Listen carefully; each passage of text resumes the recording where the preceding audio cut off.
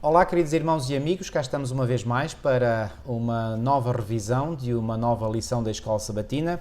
Pois bem, estamos a avançar no estudo deste trimestre, muitíssimo interessante, muito profundo, que é, portanto, a lição número 5, e hoje vamos entrar num outro aspecto da primeira mensagem angélica que tem a ver com o juízo.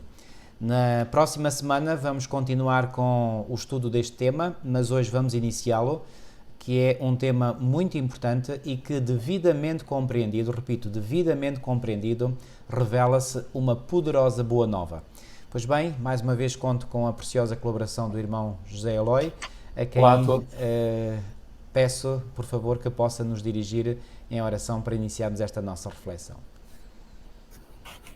Pai Celestial, o nosso maior desejo é compreender a Tua Palavra e viver segundo o que está escrito. Amém, E transmitir esse conhecimento a outros, Senhor, que nos rodeiam.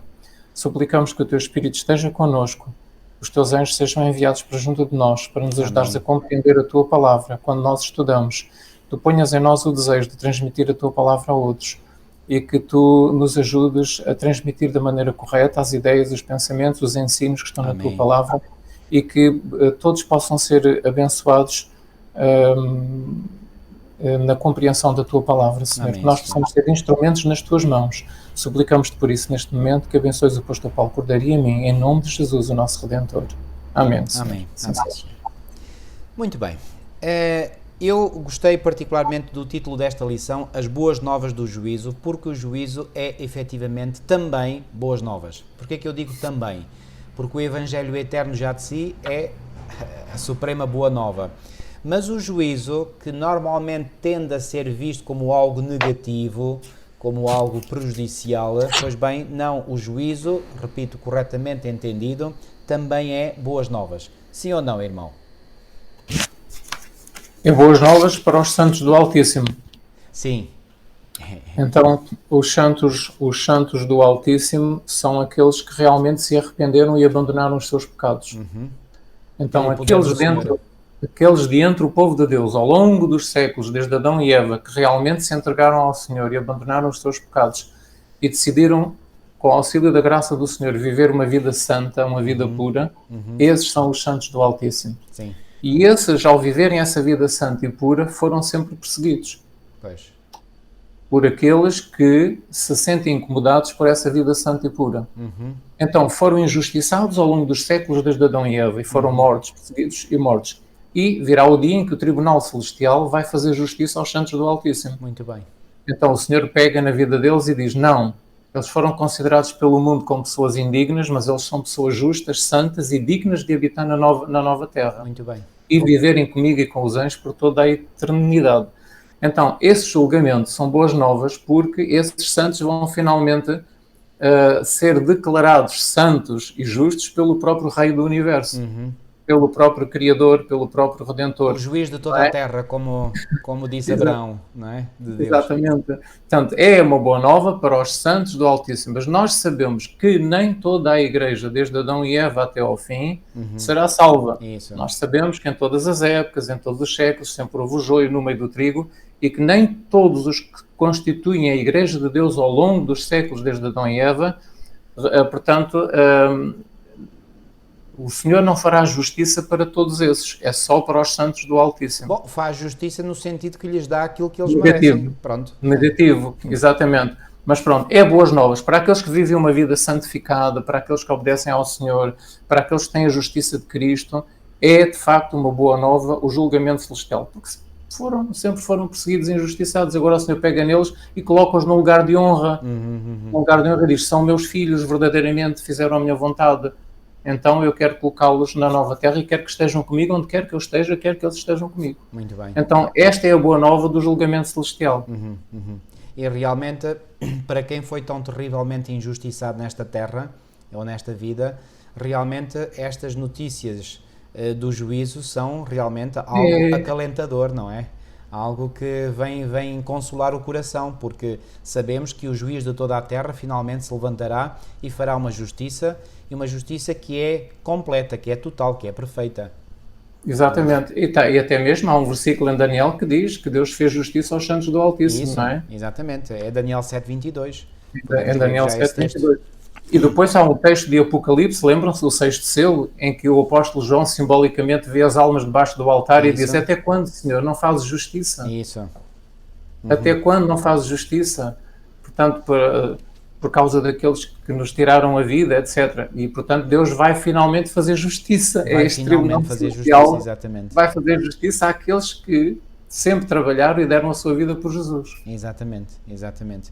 O texto de Daniel 7:22 diz assim: até que veio o ancião de dias e fez justiça aos santos do Altíssimo. E veio o tempo em que os santos possuíram o reino. E aqui está associado dois eventos. Um evento está associado ao outro. Ou seja, o evento de que o ancião de dias fez justiça aos santos do Altíssimo permitirá ou abrirá as portas para que os santos possuam o reino. Que reino é este? Perfeito. O reino de glória, o reino eterno. Aliás, será uma das justiças que Deus irá fazer ao seu povo perseguido aqui na terra. Ou seja, vai-lhes dar a honra deles serem reis e sacerdotes para Deus durante os 1000 anos e julgarem os ímpios. Isso. Ou seja, vão julgar aqueles que os julgaram. Aqueles que os fizeram mal. Aqueles que os julgaram negativamente, não é? Exatamente. Porque fizeram-lhes mal por os terem julgado incorretamente. Sim, por correto. acharem que eles não eram verdadeiros filhos de Deus, por acharem que eram incorretos, que eram maus, que eram pessoas que estavam a dizer o que diziam ou a fazer o que faziam com más intenções. Ou seja, correto. projetaram coisas más sobre essas pessoas. E agora, aqueles que julgaram negativamente e injustamente esses, serão julgados por aqueles que eles julgaram. Quer dizer, realmente, vemos como Deus é realmente maravilhoso e justo, porque vai aqui, digamos, voltar a inverter as coisas. Deus vai inverter as coisas, não é? Exatamente. Isto é espetacular. Muito bem. Avançando, irmão. Então, portanto, nós tínhamos visto na lição da semana passada que devemos temer a Deus, guardando os seus mandamentos, e que devemos dar glória a Deus revelando o caráter de Cristo na nossa própria vida. Agora, a lição desta semana vai-nos mostrar a importância deste juízo. Porquê que é importante o juízo investigativo que começou em 1844? Há vários aspectos, é importante por vários motivos. E qual é o objetivo deste juízo? É importante porquê e qual é o objetivo? Portanto, é isso que a lição desta semana trata e que os irmãos, quando estudarem, vão entender, e é isso que nós vamos também tentar aqui mostrar um pouco. Eu avanço já, mas depois nós vamos aprofundar isso mais, que há dois principais objetivos com este juízo, que nós apelidamos de juízo investigativo. Ainda recentemente o irmão me perguntava porquê que Deus tem necessidade de fazer esse juízo, não é? E eu vou aproveitar para dizer o que queria dizer e ao mesmo tempo respondendo a esta questão. Bom, em primeiro lugar, um dos objetivos do juízo é, como nós acabamos de dizer, portanto, revelar que aqueles que foram mal julgados pelos ímpios ou por professos cristãos nesta terra, portanto, eram verdadeiros filhos de Deus. Portanto, Deus fará justiça aos santos do Altíssimo. Este é um objetivo do juízo. Mas há um outro, e eu diria que esse outro até é mais importante, de certo modo, do que o primeiro. E qual é esse? É mostrar que o próprio Deus é justo. Exatamente. Porque Deus irá ser julgado pela forma como Ele julga. Não é? Já dissemos aqui em lições anteriores. Em lições anteriores já dissemos isto. Mas isto é muito importante que se diga isto. Portanto, Deus expõe-se ao juízo das suas criaturas e por isso é que neste tribunal, como diz aqui em Daniel 7:10, há milhares de milhares que estão diante dele. Portanto, o rio de fogo manava e saía diante dele, milhares e milhares o serviam e míriades de míriades estavam diante dele. Assentou-se no tribunal e se abriram os livros. Portanto, há uma classe de anjos que o serve neste tribunal celestial, que é a primeira parte do versículo. Há milhares de anjos que o servem nesta tarefa de abrir os livros e julgar, e há milhões que assistem. Exatamente. Estão diante dele. E porquê que Deus permite que esses milhões assistam ao juízo? Para que eles próprios possam testemunhar que Deus está a ser correto e justo na forma como julga as pessoas. Isso mesmo. Porque, aliás, esse foi o problema criado no céu pela rebelião de Lúcifer. Exatamente. Que o governo de Deus não era justo, que alguém precisava de tomar o lugar de Deus e o lugar de Cristo, que ele era a pessoa mais indicada, que as leis de Deus tinham que ser mudadas, tinham que ser atualizadas, modernizadas, as leis de Deus tinham que ser modernizadas, e o há governo... tanta gente a falar disso sobre isso então, hoje em dia. e é claro, esta dúvida ficou lá sempre. Isso. Esta dúvida ficou sempre na mente dos anjos, mesmo dos anjos fiéis, e mesmo na mente dos mundos não caídos, dos mundos criados por Deus. E uma vez que existe esta dúvida há cerca de 6.000 anos, essa dúvida tem que ser esclarecida. Exatamente. Para colocar o universo numa base estável e segura, para sempre, para que não haja mais pecado. Isso. Então é por isso que decorre o tribunal também desta maneira. Isso. Muito bem, muito bem. É isso mesmo. É isso mesmo. Não é? Muito bem. E a própria lição diz-nos aqui, que durante este juízo os mundos não caídos verão que Deus fez tudo o que podia para salvar cada ser humano. Exatamente. E revelará a justiça de Deus, a misericórdia de Deus, o seu amor, que a sua lei é justa, e também revelará que a graça de Deus deu todas as oportunidades aos seres humanos para serem santos, para habitarem na nova terra, e este juízo vai revelar, porque os livros vão ser abertos, a vida de cada pessoa será examinada, e os mundos não caídos e os anjos todos vão ver que Deus pôs à disposição de cada ser humano o poder para libertar as pessoas do poder do pecado na sua vida. Isso. Todos verão ver, a graça estava disponível, o poder estava disponível para libertar do pecado. Então, através desses registros celestiais que serão abertos para todos lerem, tudo será analisado. Isso. E todos vão ver as escolhas que cada ser humano fez, ou boas ou más. Correto. Então, este tribunal é exatamente para ver que Deus fez tudo, as pessoas todas tiveram a sua oportunidade, ninguém deixou de ter a sua oportunidade. Exatamente. E que as pessoas escolheram aquele caminho. E como escolheram aquele caminho, não estão preparadas para a vida eterna. Outros que escolheram o outro caminho estão preparados para a vida eterna. Tudo isto gira à volta disto. Quem pode ser salvo e quem é Deus? Isso. O caráter de Deus. São as duas grandes questões deste juízo. São as duas grandes questões. E a maior dessas, como o irmão disse, é sobre o caráter de Deus. Exatamente. Porque a compreensão correta do caráter de Deus, de quem Ele é, vai fazer com que o universo fique numa base segura e estável. Exatamente. Para sempre. E por isso diz aqui que o juízo é parte da solução final de Deus para o problema do pecado. O tal pecado iniciado por Lúcifer, que pôs em causa o caráter, como diz aqui, portanto, desafiou a justiça, a equidade e a sabedoria de Deus. E, portanto, lançou dúvidas, não é? Dúvidas essas que permaneceram e que, bom, eu creio que hoje em dia os seres celestiais e os habitantes dos mundos não caídos já terão percebido muito bem, digamos, portanto, que Deus é justo. Já percebem, já perceberam, já viram, os seus olhos abriram-se ao verem, portanto, o que Satanás e os seus anjos fizeram para conseguirem a morte de Cristo. Mas sabe, irmão, eu lembro-me, eu era estudante de teologia, uma vez um colega meu, que é pastor também hoje, cá em Portugal, ele chegou-se junto de mim com uma citação de Ellen White e disse: Paulo, tu tens que ver isto, olha para isto, lê isto. E eu li e eu fiquei impressionadíssimo, nunca mais me esqueci, não me lembro das palavras exatas, mas a ideia era esta, que os próprios anjos que permaneceram fiéis do lado de Deus, só quando Jesus morreu na cruz do Calvário é que finalmente todas as dúvidas foram, digamos, caíram por terra.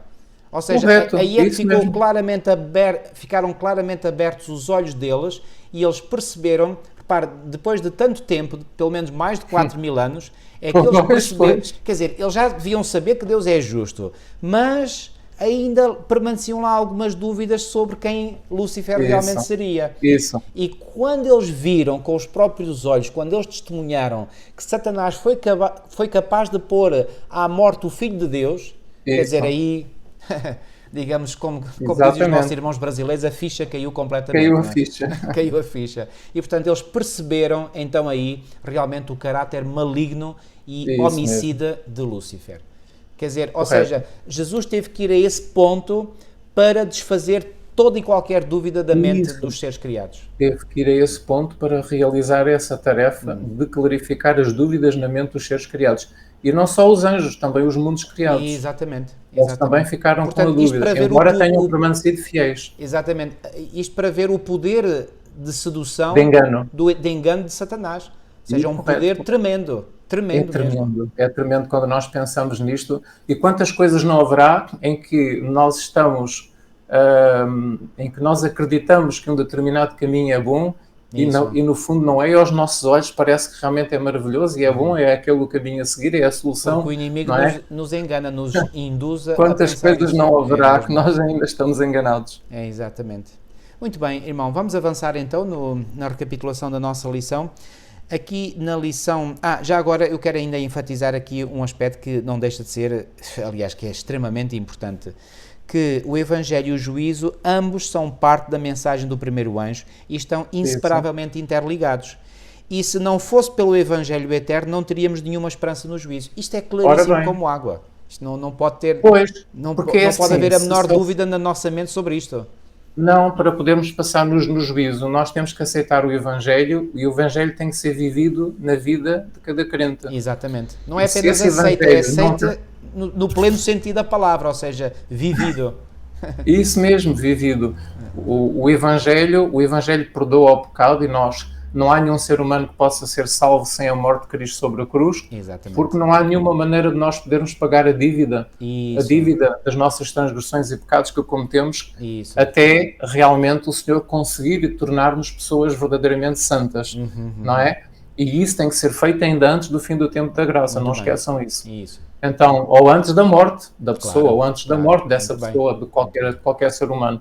E uma vez que nós não conseguimos pagar a dívida da transgressão da lei de Deus, até chegarmos ao momento em que Cristo nos torna realmente santos, e pode olhar para nós e ver que realmente Jesus conseguiu levar o seu trabalho até ao fim de recuperar o caráter, a imagem de Deus no ser humano, naqueles que estão interessados e que querem, que se convertem, não é?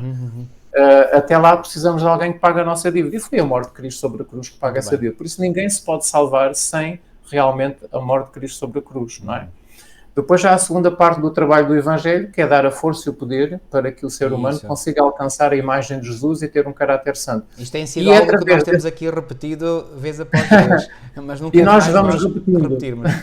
Nós vamos repetindo vez após vez. Porquê? Porque é um ponto que é negligenciado e é um ponto que nós achamos que deve ser salientado. Muito bem. Sabem que muitas vezes as igrejas cristãs acusam muito os adventistas do sétimo dia de dizerem eles só falam sobre o sábado, só sabem falar sobre o sábado. Porquê que os adventistas falam sobre o sábado?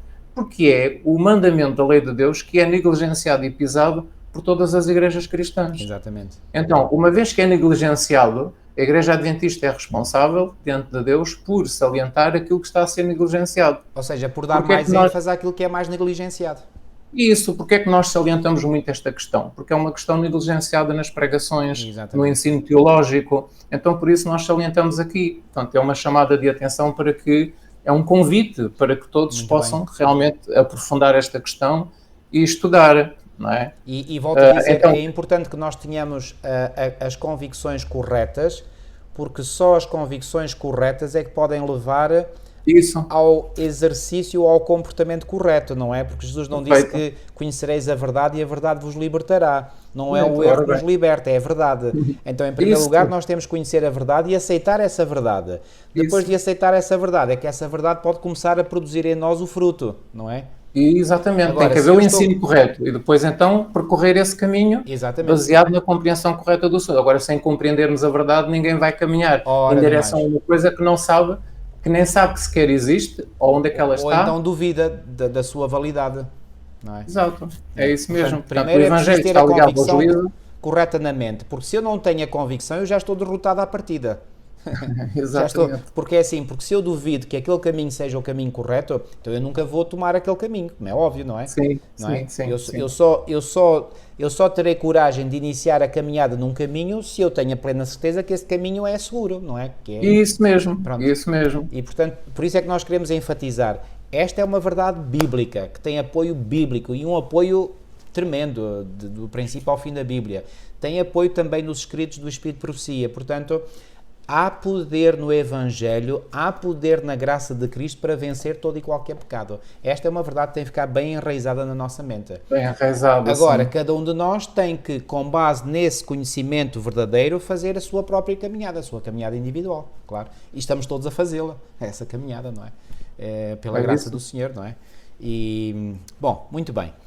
Irmão, não sei se quer referir mais alguma coisa aqui na lição de domingo, passaríamos por Não, aí. acho que dissemos aquilo que era essencial, aquilo Ok. que é o objetivo desta lição de domingo, era este, é revelar o caráter de Deus e revelar quem realmente se aproveitou da graça e do poder que Deus põe à disposição de cada pessoa para viver uma vida santa e está preparado para a nova terra. Muito bem, muito bem. Sim, senhor. Agora vamos avançar e na lição de segunda-feira, mais uma vez, estamos a falar sobre o juízo e sobre a misericórdia de Deus. Pois bem, fica claro, não é, que e eu gostei aqui da forma como o pastor Mark Finley fala aqui de Romanos 6:23, onde ele põe em confronto, entre aspas, a justiça e a misericórdia de Deus. Enquanto que a justiça declara o salário do pecado é a morte, a misericórdia responde, mas o dom gratuito de Deus é a vida eterna por Cristo Jesus nosso Senhor.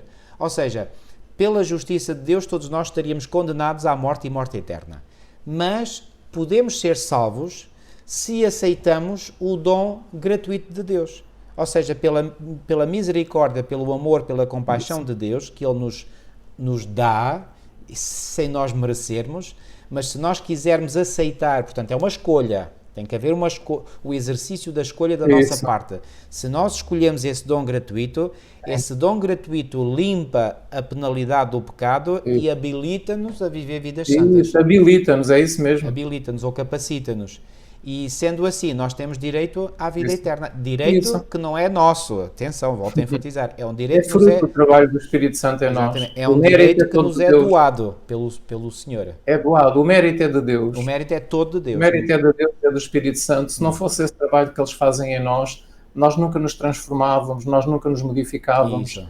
Nós nunca teríamos um novo coração, uma nova mente, novos hábitos, novos gostos, novas tendências, novas inclinações. Nós nunca teríamos nada disso. Claro, é sim. fruto do trabalho de Deus, através do E Espírito isso é uma Santo. graça. Isso é uma graça. Isso é um favor imerecido. Claro, claro. Porque é que nós merecemos? É a morte eterna, mas Deus, apesar disso, ainda tenta salvar o ser humano. Então, isso é um favor imerecido, não é? Exatamente. É uma graça, não é? Agora, então, sim, irmão, diga. Eu ia já aqui introduzir o outro conceito que vem aqui muito bem referido na lição de segunda, que é, portanto, que a lei de Deus não pode ser mudada ou abolida. Porque se pudesse... Repare bem, eu costumo usar o seguinte raciocínio. Se a lei pudesse ser mudada, vamos imaginar que seria possível, não é, mas vamos só pensar que seria possível Deus abolir a sua lei. Ok. Sabemos que portanto, o pecado é a transgressão da lei. Ora, se a lei tivesse sido abolida, não havia mais pecado. Então, se não houvesse mais pecado, o que é que Jesus viria cá fazer quando o anúncio do anjo diz que ele veio para salvar o seu povo dos pecados deles? Se não há mais pecados. Então, Jesus vinha nos libertar de uma coisa que não existe? Pois. Não faz sentido. Não. Portanto, Jesus teve que vir porque o pecado é uma realidade. E o pecado é uma realidade porque a lei está em vigor. Porque se a lei deixasse de estar em vigor, deixaria de haver pecado. Se houvesse pecado, não precisaríamos de Salvador para nada. Estão a entender, digamos, as implicações que isto tem? Portanto, a morte de Cristo só faz sentido se a lei se mantiver em vigor.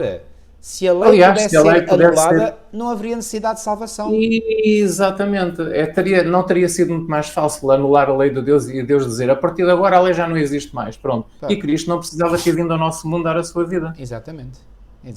Mas a lei mantém-se válida. Sempre esteve e continua a estar. E sempre estará, não é? Então, porque é que este juízo é importante? Este juízo que começou em 1844, no dia 22 de outubro, no Santuário Celestial, no segundo compartimento do Santuário Celestial, porque é que é importante então este juízo, além daquilo que já vimos na lição de domingo? É importante porque as obras de cada pessoa, a vida de cada ser humano, desde Adão e Eva, está a ser examinada. Isso, muito bem. Então, e aqui a lição... A lição é muito clara. É uma revisão que o Senhor faz, não é? Começando com Adão e Eva, os nossos primeiros pais, não é? E tem vindo a analisar, portanto, geração após geração, a vida de todos aqueles que professaram um dia ser crentes em Deus e crentes em Jesus Cristo. Exatamente. Porquê?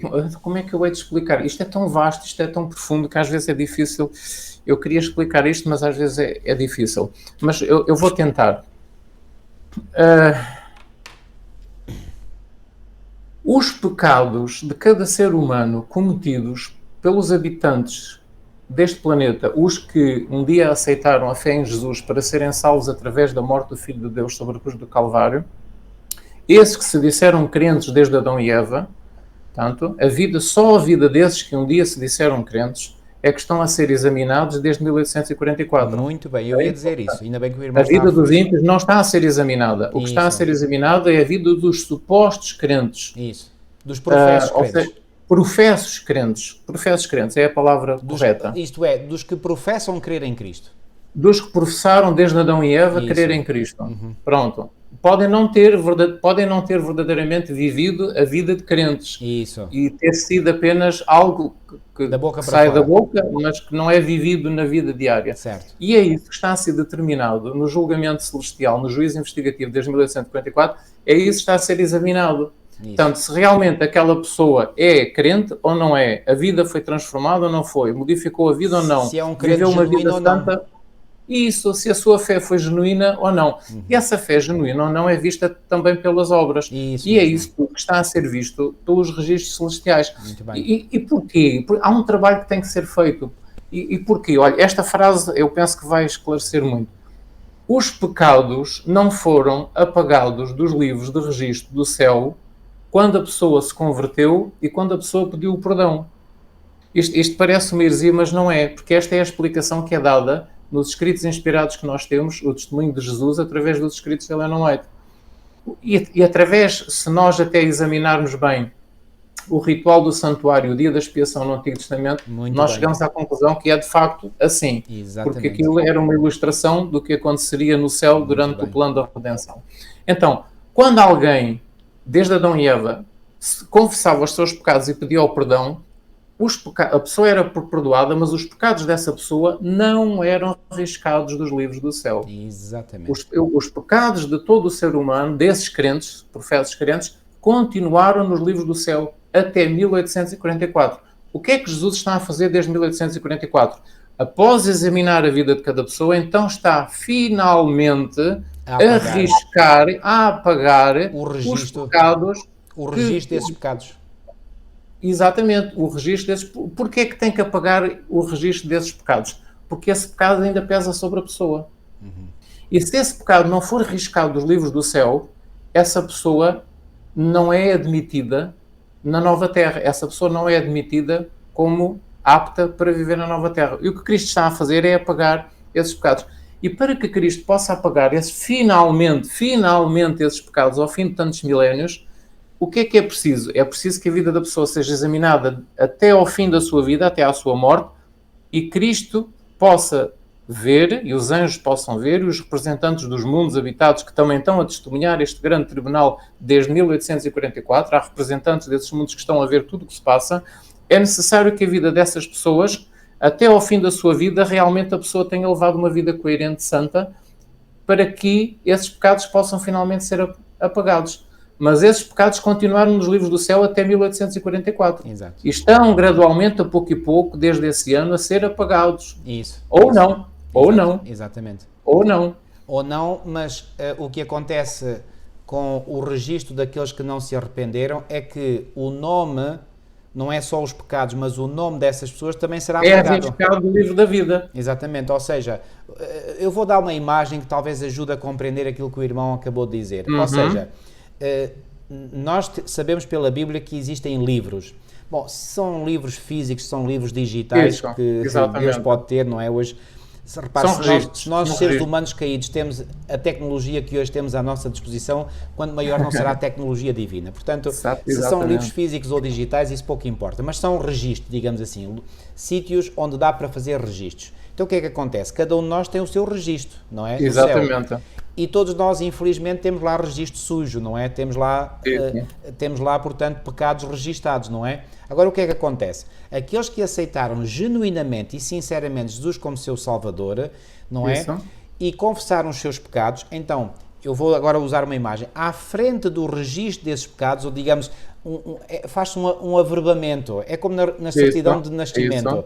Está lá o registro do nascimento e depois, quando a pessoa casa, é feito um averbamento ao lado a dizer esta pessoa casou no dia tal, tal, tal. E quando a pessoa morre, é feito outro averbamento a dizer esta pessoa morreu no dia tal. Isso. Então, eu vou usar esta imagem, uma imagem Correto, minha, não é? correto, é isso. Então, para dizer o seguinte, no registro de cada um, se a pessoa realmente se converteu e confessou os seus pecados, então vai ficar averbado ao lado pecado perdoado. O pecado continua lá, o registro do pecado continua lá, mas à frente diz pecado perdoado, confessado e perdoado, pecado confessado e perdoado. Quando o Senhor, no juízo, após 1854, passar todo o registro, digamos, passar os olhos, digamos, fazer um scanner, não é? Isso. Por todo o registro, vai verificar, ok, vamos verificar se para cada pecado cometido foi concedido o necessário perdão. E não só, tem que ver se a pessoa abandonou o pecado na sua vida. Também, exatamente. Mas isto também é, ou seja, se para cada pecado cometido foi feita a confissão e se assim ele pode ser perdoado. Se a pessoa confessou todo o pecado e venceu todo o pecado, então é declarado que essa pessoa, portanto, é justa, não é? E então aí todo o registro então é finalmente apagado. E quando todos os registros que estão no santuário celestial tiverem sido apagados, o santuário está finalmente purificado. Isso mesmo, correto.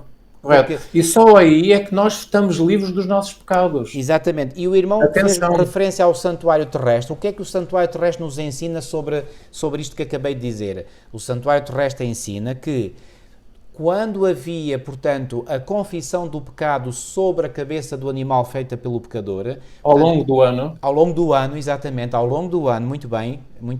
O que é que acontece? Os pecados eram transferidos do pecador para o santuário. Para o animal. E esse pecado ficava no animal, que depois era degolado. E esse sangue era parado numa bacia e levado pelo sacerdote para o interior do santuário. Correto. E purificava e contaminava o santuário. E esses pecados ficavam lá até ao dia das expiações. Só no dia das expiações é que eram apagados. Exatamente. Portanto, cá está o que o tipo nos ensina sobre o antítipo. Exatamente. Okay? Portanto, os pecados continuam registados, apesar de perdoados. Repara, o pecador, quando saía depois de oferecer o seu sacrifício, ele saía perdoado. Mas o registro do seu pecado ficava lá no santuário. Isso. Portanto, da mesma forma, a pessoa é perdoada, mas o registro do seu pecado continua no santuário celestial e só a partir do dia antitípico das expiações é que esses pecados começaram a ser apagados pelo nosso sumo sacerdote. Portanto, isto é o que o santuário terrestre nos ensina a respeito deste tema. Okay? Portanto, e Deus fez assim, Deus fez assim, que as coisas acontecessem assim no santuário terrestre, precisamente para ensinar o plano da redenção. Exatamente. Para ensinar o Evangelho. Exatamente. Isto são tudo ilustrações do plano da redenção, são tudo ilustrações do Evangelho, da maneira como Deus salva o pecador, como Deus iria fazer as coisas para salvar o pecador. E o santuário terrestre era para o povo judeu e para aqueles que participavam dos seus rituais, era uma lição vívida na sua mente do plano da salvação. Era uma parábola, pronto, digamos assim. Exatamente, era uma lição vívida, uma lição objetiva. Era um tipo, era uma parábola, era um modelo, enfim, o que quiserem chamar, digamos, era algo que era visual, entrava pelos olhos adentro, não é? Isso. E eles podiam perceber o que é que estava ali a ser feito, não é? Exatamente. Há um pequenino texto no Espírito de Profecia, no capítulo 28, todos aqueles que tiverem tempo, eu aconselho que leiam o capítulo 28. Do livro O Grande Conflito. E há aqui umas linhas, por exemplo, que dizem assim: todos os que verdadeiramente se tenham arrependido do pecado e que pela fé hajam reclamado o sangue de Cristo como seu sacrifício expiatório, isto desde Adão e Eva. Portanto, os casos que Jesus está a examinar dos professos crentes desde Adão e Eva tiveram o perdão oposto ao seu nome nos livros do céu, tornando-se eles participantes da justiça de Cristo. O que é a justiça de Cristo? É o seu caráter. E verificando-se estar o seu caráter em harmonia com a lei de Deus, ou seja, não basta que tenham se arrependido e confessado o seu pecado, o caráter tem que estar em harmonia com a lei, o caráter da pessoa. Portanto, não é só um faz de conta nos livros do céu, a pessoa não é justa, mas Deus diz que é, embora não sendo, e Deus aceita, embora não sendo. Essa é a primeira fase, é a primeira perna do Evangelho, não é? O Evangelho tem estas duas características que nós temos mencionado. E o texto diz assim: tornando-se eles participantes da justiça de Cristo e verificando-se estar o seu caráter em harmonia com a lei de Deus, os seus pecados serão riscados. Ora bem, mas só nessa altura. Só a partir de 1844 é que os pecados começaram a ser riscados. Até lá pesam sobre a pessoa.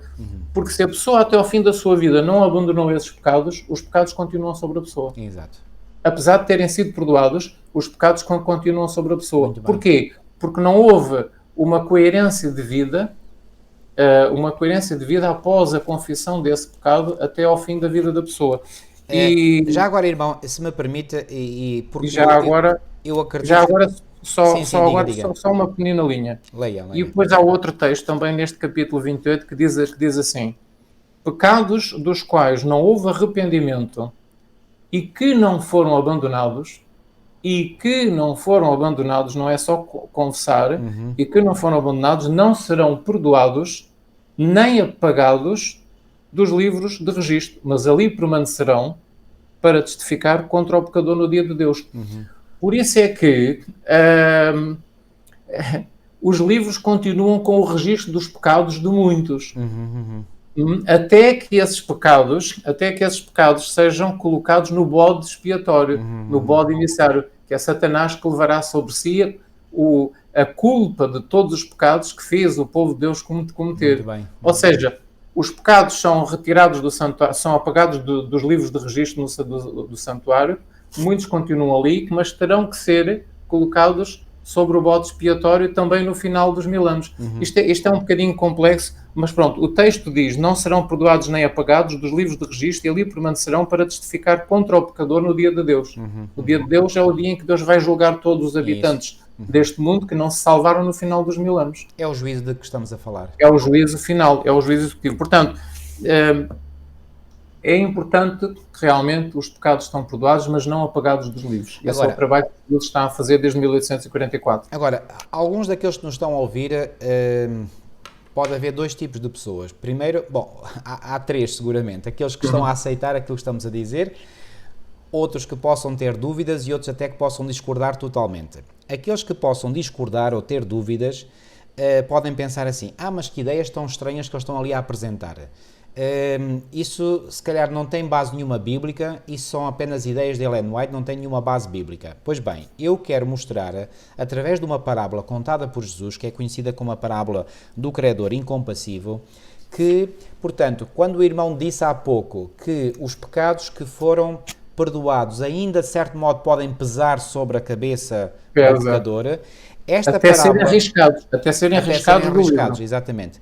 Esta parábola ajuda a explicar claramente isso, porque reparem, nesta parábola Jesus diz: o reino dos céus é semelhante a um rei que resolveu ajustar contas com os seus servos. O que é este ajuste de contas? É um juízo. Juízo, ok? Então, esta parábola é uma parábola sobre o juízo. Então vamos ver o que é que Jesus nos ensinou nesta parábola. E passando a fazê-lo, trouxeram-lhe um que lhe devia 10.000 talentos. Não tendo ele, porém, com que pagar, ordenou o senhor que fosse vendido, ele, a mulher, os filhos e tudo quanto possuía, e que a dívida fosse paga. Então o servo, prostrando-se, reverente, rogou: sê paciente comigo e tudo pagarei. O que é que este servo fez? Ele clamou por misericórdia, porque ele tinha plena consciência que não tinha a possibilidade de pagar minimamente a dívida, que era altíssima, que era enorme, que era gigantesca. E foi perdoado. E depois diz assim, o versículo 27, e o senhor daquele servo, compadecendo-se, mandou-o embora e perdoou-lhe a dívida. Está cá escrito, perdoou-lhe a dívida foi perdoada. Agora, atenção.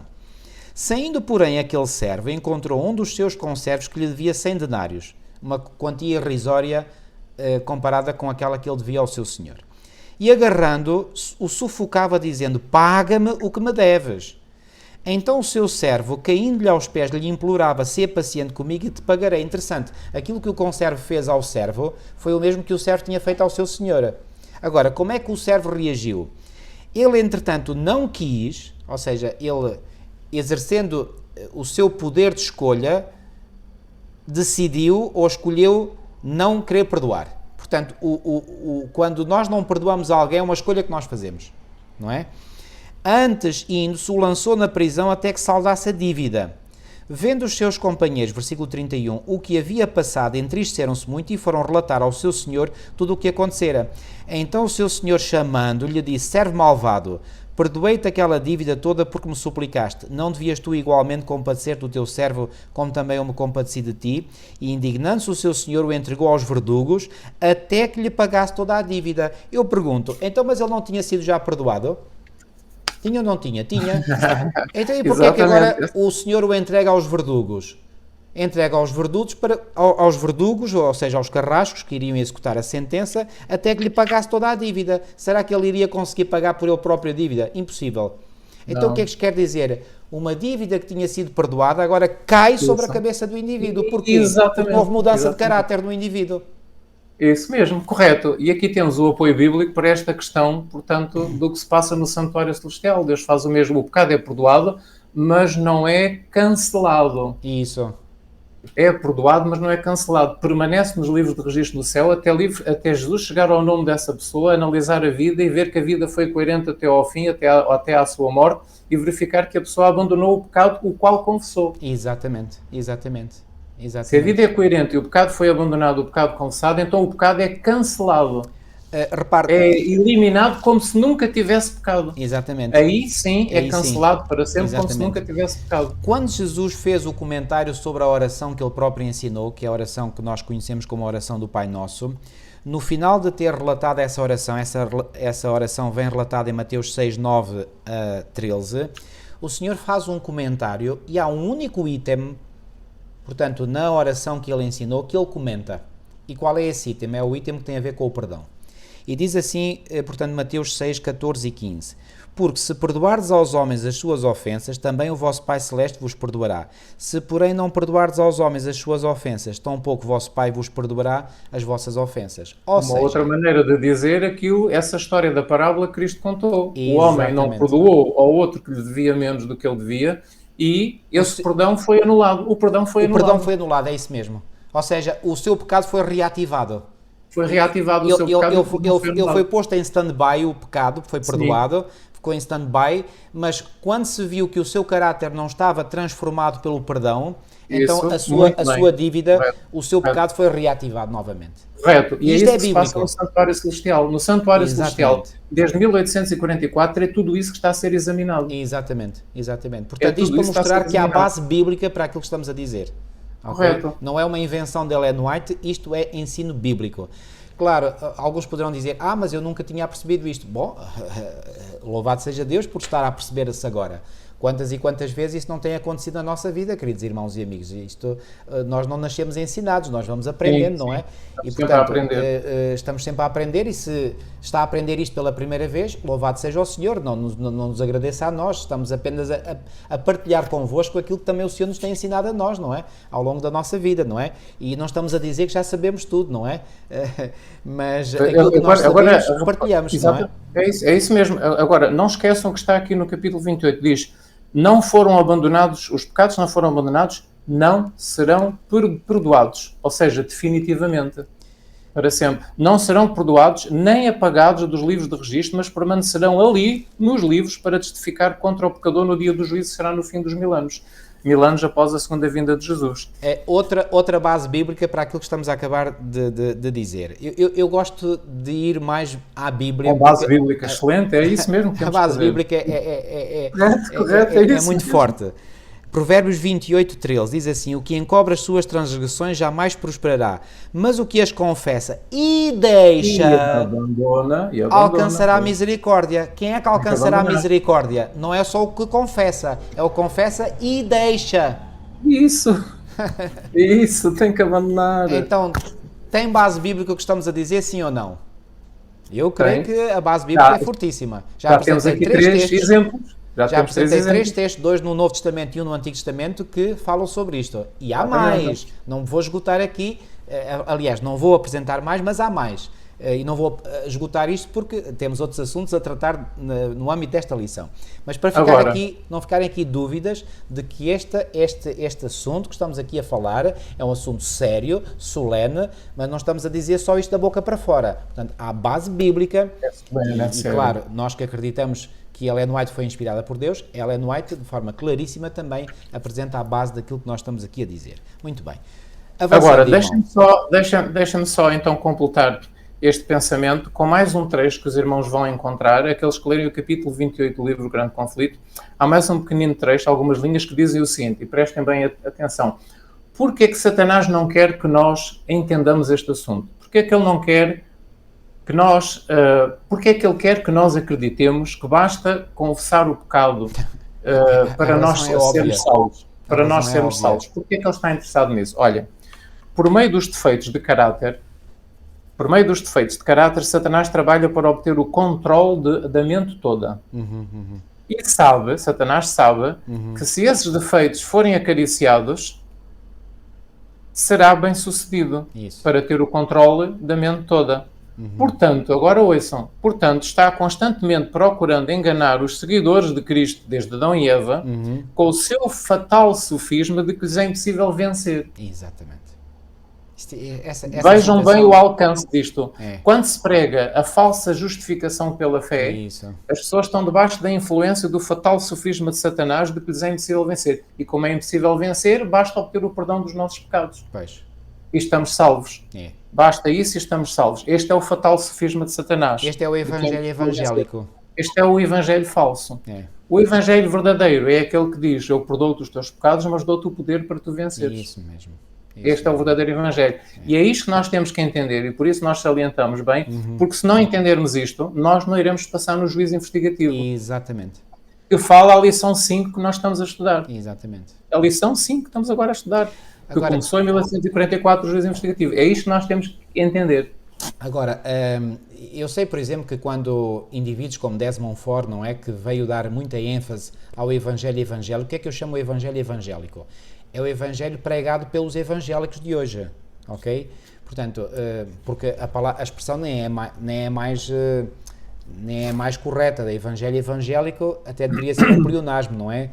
Portanto, a dar ênfase ao grande evangelho. Mas quando eu digo evangélico, é que é pregado pelos evangélicos, ou seja, pelos protestantes de hoje.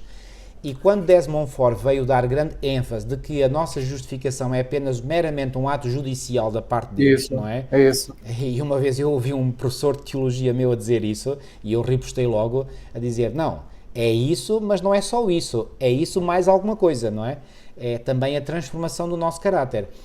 E o meu professor acabou por se calar, porque acho que ele de momento não teve argumentos para contra-argumentar comigo. Então é assim, portanto, quando Desmond Ford, portanto, deu grande ênfase a esse evangelho evangélico, houve muitos adventistas que se regozijaram. E regozijaram-se porquê? Porque este evangelho é muito mais fácil. Quer dizer, isto abre, digamos, entre aspas, abre de par em par as portas de acesso ao céu.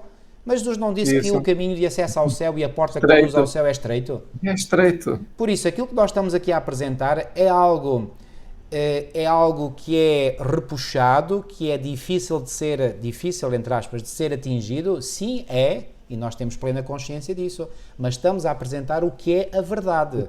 É a verdade. Porque senão, se nós estivéssemos a apresentar aqui algo para sairmos bem na fotografia e para que todas as pessoas que nos ouçam nos sentissem bem, não estávamos a ser fiéis para com Deus. E a nossa principal preocupação, a primeira preocupação, é sermos fiéis a um assim está escrito, a um assim diz o Senhor, porque senão temos que prestar contas a Deus da nossa infidelidade, por não estarmos a apresentar aquilo que está realmente escrito. Agora, que isto é muito mais exigente, este evangelho, pois claro que é. Mas será que essa exigência que Deus coloca sobre nós é possível de ser alcançada pela sua graça e pelo seu poder? Claro que é. Claro que é. E portanto, porque Jesus ele próprio disse, os impossíveis para os homens são possíveis para Deus. E louvado seja Deus por isso. Agora, não podemos diluir a verdade bíblica, fazê-la parecer algo muito simples para agradar, digamos, ao coração carnal, àquele que quer continuar a deleitar-se nos seus erros, nos seus pecados. Não há margem na Bíblia, na palavra de Deus, para esse deleite, ok? Exatamente, não há margem, é isso mesmo. Não há margem. Não há. Foi muito bom essa explicação que o irmão deu, muito boa. Aliás, eu aproveito para ler aqui um texto que eu já li aqui em lições anteriores, já não me lembro quando, mas li. É bom repetir, mas é bom repetir, sim. Em Deuteronômio, no capítulo 29, está lá um texto muitíssimo importante que diz o seguinte, Deuteronômio capítulo 29, e a partir do versículo 18 diz assim: para que entre vós não haja homem, nem mulher, nem família, nem tribo, cujo coração hoje se desvie do Senhor nosso Deus e vá servir aos deuses destas nações. Para que não haja entre vós raiz que produza erva venenosa e amarga. E falando desta raiz que produz a erva venenosa e amarga, diz: ninguém que ouvindo as palavras desta maldição se abençoe no seu íntimo, dizendo: terei paz, ainda que ande na perversidade do meu coração.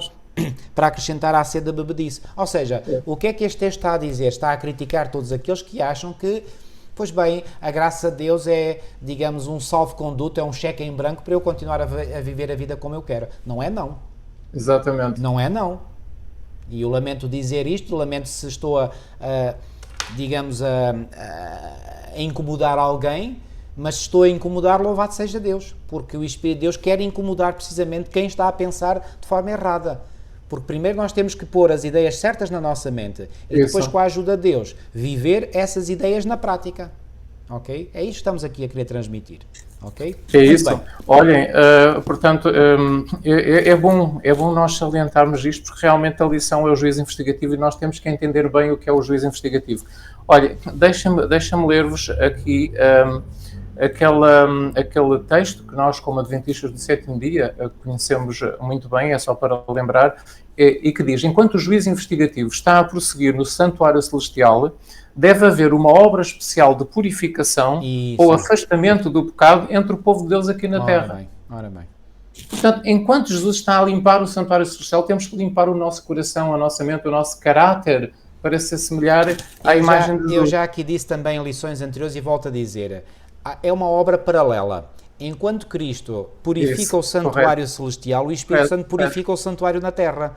Quem é o santuário na terra? Então Paulo não disse, isso está escrito em 1 Coríntios 13, eu vou recordar esses textos. 1 Coríntios, no capítulo 3, ok? E depois também no capítulo 6.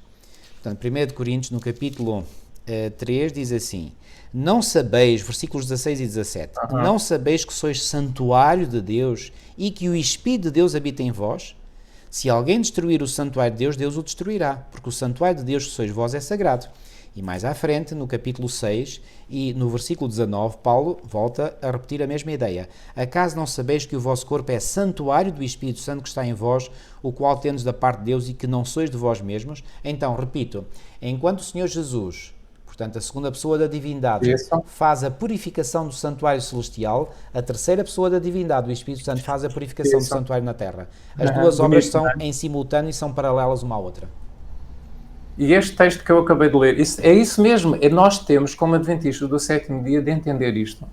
E enquanto não entendermos, nós não estamos prontos para passar com êxito no tribunal social. Não existe nenhum evangelho que diga apresente o evangelho nesta completude como nós, adventistas do sétimo dia. Não. E infelizmente existem até alguns membros da nossa igreja que ainda não compreenderam isto. Eu digo bem ainda, porque eu tenho a esperança que um dia venham a entender, não é? E a esperança e oro para que possam entender assim como eu entendi. Repare, eu também não cheguei lá a este entendimento assim, com muito estudo, com um clicar de olhos, de dedos, não é? Eu cheguei lá depois de muito estudo, depois de muito esforço, de muita humilhação diante do Senhor, de confissão, de jejum também. Isto não chegamos lá assim, de um momento para o outro. Não é que eu sou mais inteligente, não. O Senhor deu-me inteligência, mas para eu conseguir captar estas verdades, eu preciso de andar com Deus. Porque irmão, foi o mesmo, é o mesmo que aconteceu comigo. O Senhor é que entendem tudo, não é? Portanto, é o mesmo. Nós temos que cavar debaixo da superfície. Exatamente. Temos que encontrar as joias preciosas, a mina que está por baixo da superfície, esta mina da verdade. E isso também aconteceu comigo. É com muito estudo, com muita oração, que nós conseguimos encontrar estas joias preciosas da verdade que o Senhor nos mostra pelo seu Espírito. Exatamente. E quando o Senhor nos mostra, a nossa alegria depois é partilhar com outros aquilo que nós encontramos. Muito bem. Sentimos uma alegria enorme em partilhar. Olhem, a frase que eu vos li está no capítulo 24 do Conflito dos Séculos. Agora vejam só o contexto. Diz assim, portanto, enquanto o juiz investigativo está a prosseguir no céu, no santuário celestial,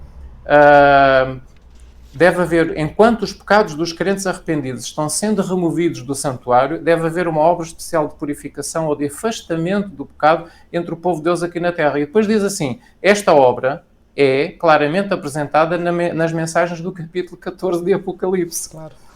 Então está bem claro. E depois diz assim, quando esta obra se realizar, qual obra? afastamento do pecado entre o povo de Deus aqui na Terra, limpar o coração e a mente do pecado, limpar o nosso caráter do pecado, limpar na vida Isso. diária, não é? Isso. E quando esta obra se realizar, os seguidores de Cristo estarão prontos para o seu aparecimento. Amém. Amém. É isso mesmo. E depois, no capítulo 28 do Conflito dos Séculos, diz assim: há uma luta intensa diante de todos os que desejam subjugar as más tendências que porfiam pelo predomínio. Se há luta, irmão. Se há luta. É uma luta. Aqueles... Pois, se há luta. Se alguém der a entender que essa luta não existe, está a ser mentiroso. Está a mentir. Não pode ser, alguma coisa não está bem. Alguma coisa não está bem. É uma luta tremenda. É a maior luta que nós temos, é a luta contra o nosso eu. Contra as más tendências, exatamente. E o que é o nosso eu? Quando eu digo nosso eu, é os nossos desejos, é os nossos sentimentos, é as nossas emoções, é os nossos pensamentos. Portanto, temos que subjugar isso à vontade do Senhor. E depois, veja no capítulo 28, ela ainda diz assim: o caso de cada indivíduo será examinado com um escrutínio tão íntimo e penetrante como se não houvesse outro ser humano sobre a Terra. E cada um, agora prestem atenção, cada um tem de ser achado, cada um tem de ser provado e achado sem mancha ou ruga ou coisa semelhante. Pois. Então, o julgamento celestial que começou em 1844 é uma boa nova. É para os santos, para aqueles que realmente santificaram a sua vida e viveram segundo a vontade de Deus, e têm o seu caráter à imagem de Cristo. Porque para aqueles esses, que não estiverem... é um bom... Exatamente, porque aqueles que não estiverem motivados a empenhar-se nessa luta contra o pecado, então aí o juízo é uma má nova, não é? É uma má notícia, é algo que não é agradável, não é? E por isso eu acredito que esta doutrina é tão criticada e tem sido tão ridicularizada até, mesmo no seio da nossa própria igreja, porque quando esta doutrina é verdadeiramente compreendida, ela mexe connosco. E mexe de que maneira? E Satanás não quer que mexa connosco. Por isso ele engana com o fatal sofisma de que é impossível vencer. Exatamente, porque isto mexe com a essência do nosso ser. Isto abana a estrutura mais íntima do nosso ser. Mas é mesmo para abanar. É para abanar, é a preparação para a vida eterna. Porque se nós não formos abanados, nós não nos consciencializaremos de que isto é sério, isto não é uma brincadeira, isto é uma luta renhida, é uma luta real, não é? É uma luta real. Aqui nos comentários à lição desta semana, aqueles que têm os comentários em casa vão encontrar nos comentários de domingo o seguinte texto: Jesus veio para mostrar ao homem, ao ser humano, que ele pode fazer a mesma obra que Jesus fez, satisfazendo todas as especificações e requisitos de Deus. Agora prestem atenção, pela medida da graça, a graça está sempre envolvida, senão nenhum ser humano consegue fazer nada. Claro. Pela medida da graça que ele, Jesus, concede ao instrumento humano, ninguém precisa perder o céu. O que é que isto quer dizer? Logo a seguir, ponto, e a frase continua: a perfeição de caráter é alcançável por todo aquele que nela se empenha. Os irmãos vão encontrar isto na lição de domingo. Eu vou ler esta última parte. Pela medida da graça que Jesus concede ao instrumento humano, ninguém precisa perder o céu. A perfeição de caráter é alcançável por todo aquele que nela se empenha. Nela se empenha. Portanto, tem que haver empenhamento. É uma luta. É uma luta. Agora, o que é que ela está a dizer aqui? Que a perfeição de caráter está relacionada com o ganhar o céu.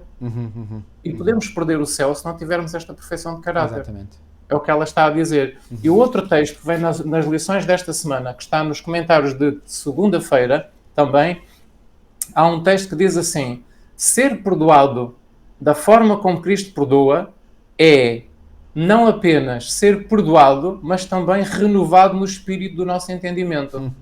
Então, o perdão, a verdadeira justificação pela fé, que é perdão, a justificação pela fé é perdão, mas é mais que isso. O verdadeiro perdão é não apenas ser perdoado, mas também renovado no espírito do nosso entendimento. O Senhor diz, o texto diz, o Senhor diz: dar-vos-ei um coração novo. Ezequiel 36, 26. A imagem de Cristo tem de ser gravada em cada mente, cada coração, cada espírito, cada mente. O apóstolo Paulo diz: nós, porém, temos a mente de Cristo, 1 Coríntios 2,16. Sem o processo transformador que só pode vir através do poder de Deus, as propensões originais para pecar são deixadas no coração com todo o seu vigor para fabricar novas cadeias. O que é que ela está a dizer? Que as propensões originais para pecar podem ser removidas de nós. Nós podemos obter por elas, nós podemos obter poder sobre elas para não estarmos escravizados por elas. Ela diz, as propensões originais para pecar são deixadas no coração com todo o seu vigor. Então, se nós formos transformados pelo Espírito Santo, se nós formos renovados para termos a imagem de Cristo, se nós formos renovados e tivermos um coração novo, o que é que isto quer dizer? Estas propensões originais não são deixadas no coração. Ora bem.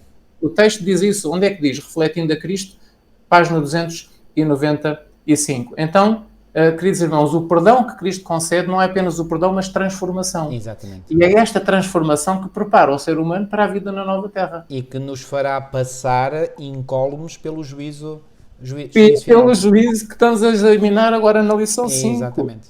O juízo investigativo. Isto é muito sério, o juízo investigativo é algo muito sério e é por isso que nós estamos a salientar estas questões para ficar bem gravadas na mente de cada um. Porque se nós não entendermos isto, nós não vamos passar no juízo. Exatamente. E vamos chegar ao fim e vamos ficar admirados quando Jesus disser, eu não vos conheci. E depois vamos apontar o dedo a quem? Quem é que não me explicou a verdade? Foi o meu pastor, foi o meu ancião, foi o meu professor da escola sabatina, que não me explicou estas coisas, mas ele nunca me disse nada, ele nunca me explicou, nunca me ensinaram isto. E depois vamos apontar o dedo àqueles que deviam ter ensinado e não ensinaram. Então, nós temos já aqui uma sugestão. Em vez de, se alguém nos está aqui a ouvir, que está a aprender isto pela primeira vez, não perca o seu tempo a querer identificar quem tem falhado para consigo. Aproveita a oportunidade e passa a ensinar a outros. E essa é a verdade. Torne-se um instrumento de mudança. Exatamente. Olha, e para terminar esta questão que nós temos aqui a examinar na lição de segunda-feira, porque ainda estamos na lição de segunda-feira, deixa-me ler para os irmãos mais 2 textos, para que estas coisas fiquem bem claras e não haja mesmo dúvidas nenhumas. Aliás, são centenas os textos que falam nisto, são centenas, e nós não temos tempo para ler essas centenas, mesmo com um programa especial. Então deixem-me aproveitar a ler mais estes 2. Grande Conflito, página 623, está também em eventos finais na página 267. Eu penso que é a edição online, não é em papel, e diz assim, nem mesmo, e vai buscar a tal frase que eu vos li há pouco, agora enquanto o nosso grande sumo sacerdote está a fazer expiação por nós, devemos procurar tornar-nos perfeitos em Cristo. Esta frase tem sido muito mal compreendida. Esta frase tem sido muito mal ensinada por aqueles que têm a responsabilidade de ensinar dentro da igreja. Isto não tem sido bem explicado. O que é tornar-nos perfeitos em Cristo? O que tem sido ensinado é, eu olho para Cristo, Ele é o meu Salvador, eu apego-me a Ele, a vida dele perfeita substitui a minha imperfeita e eu sou aceito por Deus no céu como se a minha vida tivesse sido perfeita e vou continuar assim até ao dia da minha morte. E isto é apenas uma perna do Evangelho, é apenas um dos 2 aspectos do Evangelho. Certo. Não é? Então, o que significa tornar-nos perfeitos em Cristo? É simplesmente eu acreditar pela fé que a vida de Cristo substitui a minha? Isso tem que ser feito. Também é. Ser salvo sem passar por essa fase. Claro. E sempre que caímos, sempre que falhamos, nós temos que lançar mão disso. Muito bem. E temos que fazer esta experiência com Deus. Muito bem. A vida de Cristo perfeita tem que substituir a nossa, sempre que nós pecamos, sempre que nós falhamos. Mas, agora vejam o que é que diz a frase. Logo, imediatamente a seguir a isto. Temos que procurar tornar-nos perfeitos em Cristo. Nem mesmo por um pensamento poderia o nosso Salvador ser levado a ceder ao poder da tentação. Cristo, nem por um pensamento, ele pecava. Muito bem. Agora o texto diz assim, Satanás encontra nos corações humanos algum ponto em que pode obter apoio. Pois, Cristo era Cristo e nós somos nós. É assim que as pessoas sempre têm entendido. Algum desejo pecaminoso é acariciado, por meio do qual as tentações asseguram a sua força. Tudo bem. Mas Cristo declarou de si mesmo, aproxima-se o príncipe deste mundo e nada tem em mim. João 14:30. Satanás nada pôde achar no Filho de Deus que o habilitasse a alcançar a vitória sobre Cristo. Tinha guardado os mandamentos do seu Pai e não havia nele pecado que Satanás pudesse usar para a sua vantagem. Então, vamos lá rever até aqui. Mas a conclusão é que é brutal desse texto. Pois é, mas é bom porque nós vamos finalmente compreender aqueles que ainda têm dúvidas. Então, temos que procurar tornar-nos perfeitos em Cristo. Pois ela cita então o exemplo de Cristo. Nem por um pensamento ele cedia à tentação. Não havia nele pecado que Satanás pudesse utilizar para a sua vantagem. E agora a frase a seguir diz: esta é a condição em que têm de se encontrar os que subsistirão no tempo da angústia. Exatamente. Quem é que subsistirá no tempo da angústia, queridos irmãos? Os É aquela 144 geração final da igreja, dos crentes, que não passarão pela morte. Exatamente. Os 144 mil. Os 144 mil. E que assistirão à segunda vinda de Jesus e que não passam pela morte. Exatamente. Não é? Então, a última geração da igreja que passa pelo tempo da angústia, esta é a condição em que têm que se encontrar esses. Qual é a condição? Nem por um pensamento Jesus cedia à tentação. Não havia nele pecado, não havia desejo pecaminoso que Satanás pudesse usar para a sua vantagem. Qual é a condição? É esta, em que os crentes irão encontrar no tempo da angústia. No Desejado de Todas as Nações, na página 77, a versão online, diz também o seguinte, e agora reparem, e começa com esta frase, a frase que eu vou ler. Vem o príncipe deste mundo e ele nada tem em mim. João 14:30. Nada havia em Jesus que correspondesse aos sofismas de Satanás. Ele não consentia com o pecado. Nem por um pensamento Jesus cedia à tentação. E sabem qual é a frase que vem a seguir? Agora despertem, queridos irmãos. O mesmo se pode dar conosco. Isso. O mesmo se pode dar conosco. Não consentia com o pecado, nem por um pensamento cedia à tentação. O mesmo se pode dar connosco. Depois explica. A humanidade de Cristo estava unida à divindade. Estava habilitado para o conflito mediante a presença interior do Espírito Santo. Como é que Cristo conseguiu? Porque a sua humanidade estava unida à divindade. Isso. Ele estava habilitado para a guerra com o pecado pela habitação permanente interior do Espírito Santo. E agora vejam a frase que vem a seguir. Mas isso foi ele é ele e nós somos nós. Não é? Mas o texto diz assim, e Jesus veio para nos tornar participantes da natureza divina. Então não foi só Jesus que pôde estar unido à divindade, nós também podemos. Podemos? O texto diz, veio para nos tornar participantes da natureza divina. Enquanto a ele estivermos ligados pela fé, o pecado não mais terá domínio sobre nós. Isso.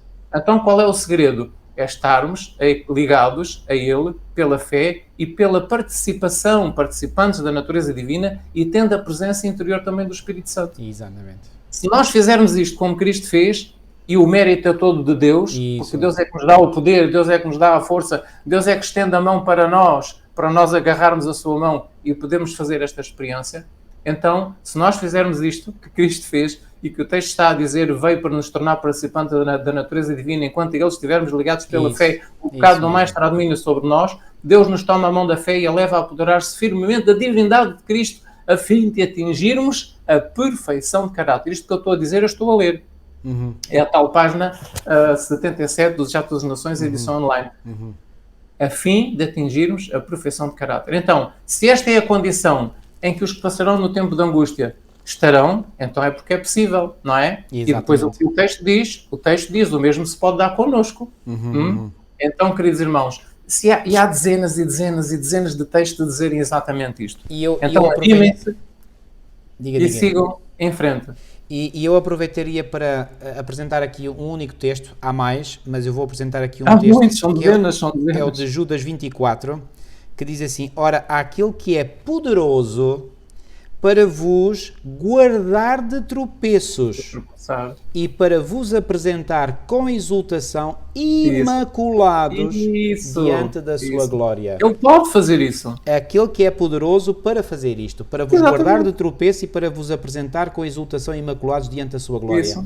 Se nós não permitirmos que esta obra de Cristo em nós se faça, a culpa é de quem? É Deus ou é nossa? É nossa. É nossa. Somente nossa, ponto final. E eu faço aqui um apelo para aqueles que nos estão a ouvir. Irmãos, por favor, não ponham esta verdade em causa. O facto de não estarem a viver isto não vos deve desanimar, pelo contrário. Sintam que Deus quer vos dar todo o poder e toda a sua graça. Não se esqueçam que está escrito também, onde abundou o pecado, superabundou a graça, não é? Não se esqueçam disto, mas por favor não ponham em causa esta verdade, porque se põem em causa esta verdade, o inimigo toma conta da vossa mente e vocês estáis então a andar imbuídos de uma mentira, de uma falsidade na vossa mente. Não, aceitem este ensino como verdadeiro e depois, ao aceitardes este ensino como verdadeiro, peçam a Deus, como eu peço, como o irmão José Eloy pede, para que o Senhor nos vá transformando, não é, o nosso caráter, para nós abandonarmos todo e qualquer pecado, para que finalmente nós possamos refletir na perfeição o caráter de Cristo. Isto está ao nosso alcance. Isto está ao nosso alcance. É o mesmo possível. Se pode dar connosco, o texto dizia, o mesmo se pode dar connosco. O mesmo se pode dar connosco, portanto está ao nosso alcance, podemos ser vencedores. E Deus quer que nós sejamos vencedores. Então, queridos irmãos, não desanimem, por favor, não permitam que o diabo vos pense, não, eu não consigo, isto é muito pesado para mim, isto é muito duro para mim. Não, claro que é duro para todos nós, não pense que para nós estamos aqui a falar assim, porque há pessoas que pensam que nós ao falarmos destas coisas, para nós isto é uma brincadeira, isto não custa nada para nós, só custa para os outros. Nós estamos a falar por experiência própria. Por experiência própria. O que custa, não é? Mas, ao mesmo tempo, estamos a dizer, não desanimem, encorajem-se, permitam que a graça de Deus vos inunde o vosso coração e a vossa mente, não ponham em causa um assim diz o Senhor, porque isso é fatal. Não, aceitem a verdade tal como ela é, porque a verdade é coerente, não tem contradições entre elas. E aceitem a boa nova, e aceitem a boa notícia, e o deixem Evangelho. que o Senhor vos transforme, porque essa transformação é possível e o Senhor quer operar essa transformação. E é uma boa nova, é uma boa notícia, é uma boa nova, é o Evangelho. Exatamente. Ok, irmão, vamos avançar. Então... E já agora, eu só queria ler aqui uma pequenina frase que vem aqui na lição ainda de segunda-feira, que é uma citação de Ellen White, Testemunhos para a Igreja, que diz assim: os que estão de facto a purificar o caráter mediante a obediência à verdade, terão de si mesmos uma opinião muito humilde. E esta opinião muito humilde que todos nós temos de ter de nós mesmos, porque nada somos, nós somos miseráveis, não é? Na nossa natureza pecaminosa, e essa natureza pecaminosa, alimentada pelas tentações das forças malignas, nos está sempre a querer incitar para o mal, para o pecado. Então nós temos que ter uma opinião muito humilde de nós mesmos. Nós não somos nada sem a graça de Deus. Sem a graça de Deus, acabou. Estamos condenados à morte e morte eterna. Acabou. Ponto. Não havia mais nada a dizer.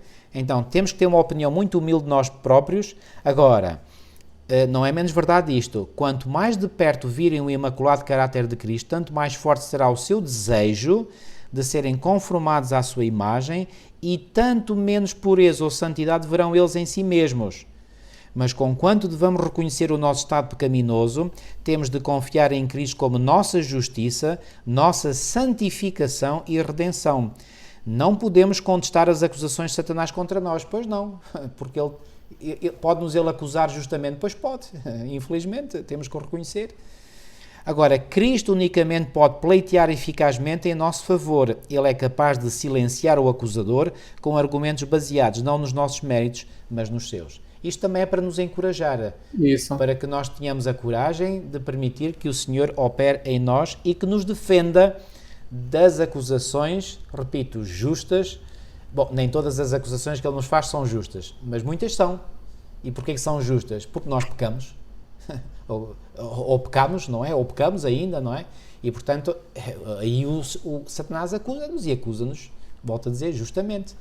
Mas exatamente. Deus consegue, digamos, deitar por terra as acusações do inimigo. E sabem porquê que consegue? Sabe porquê que consegue? Porque como está aqui na sexta linha desse texto do Espírito de Profecia, na sexta linha, diz assim, eles têm o desejo de serem conformes à imagem de Cristo. Isso. E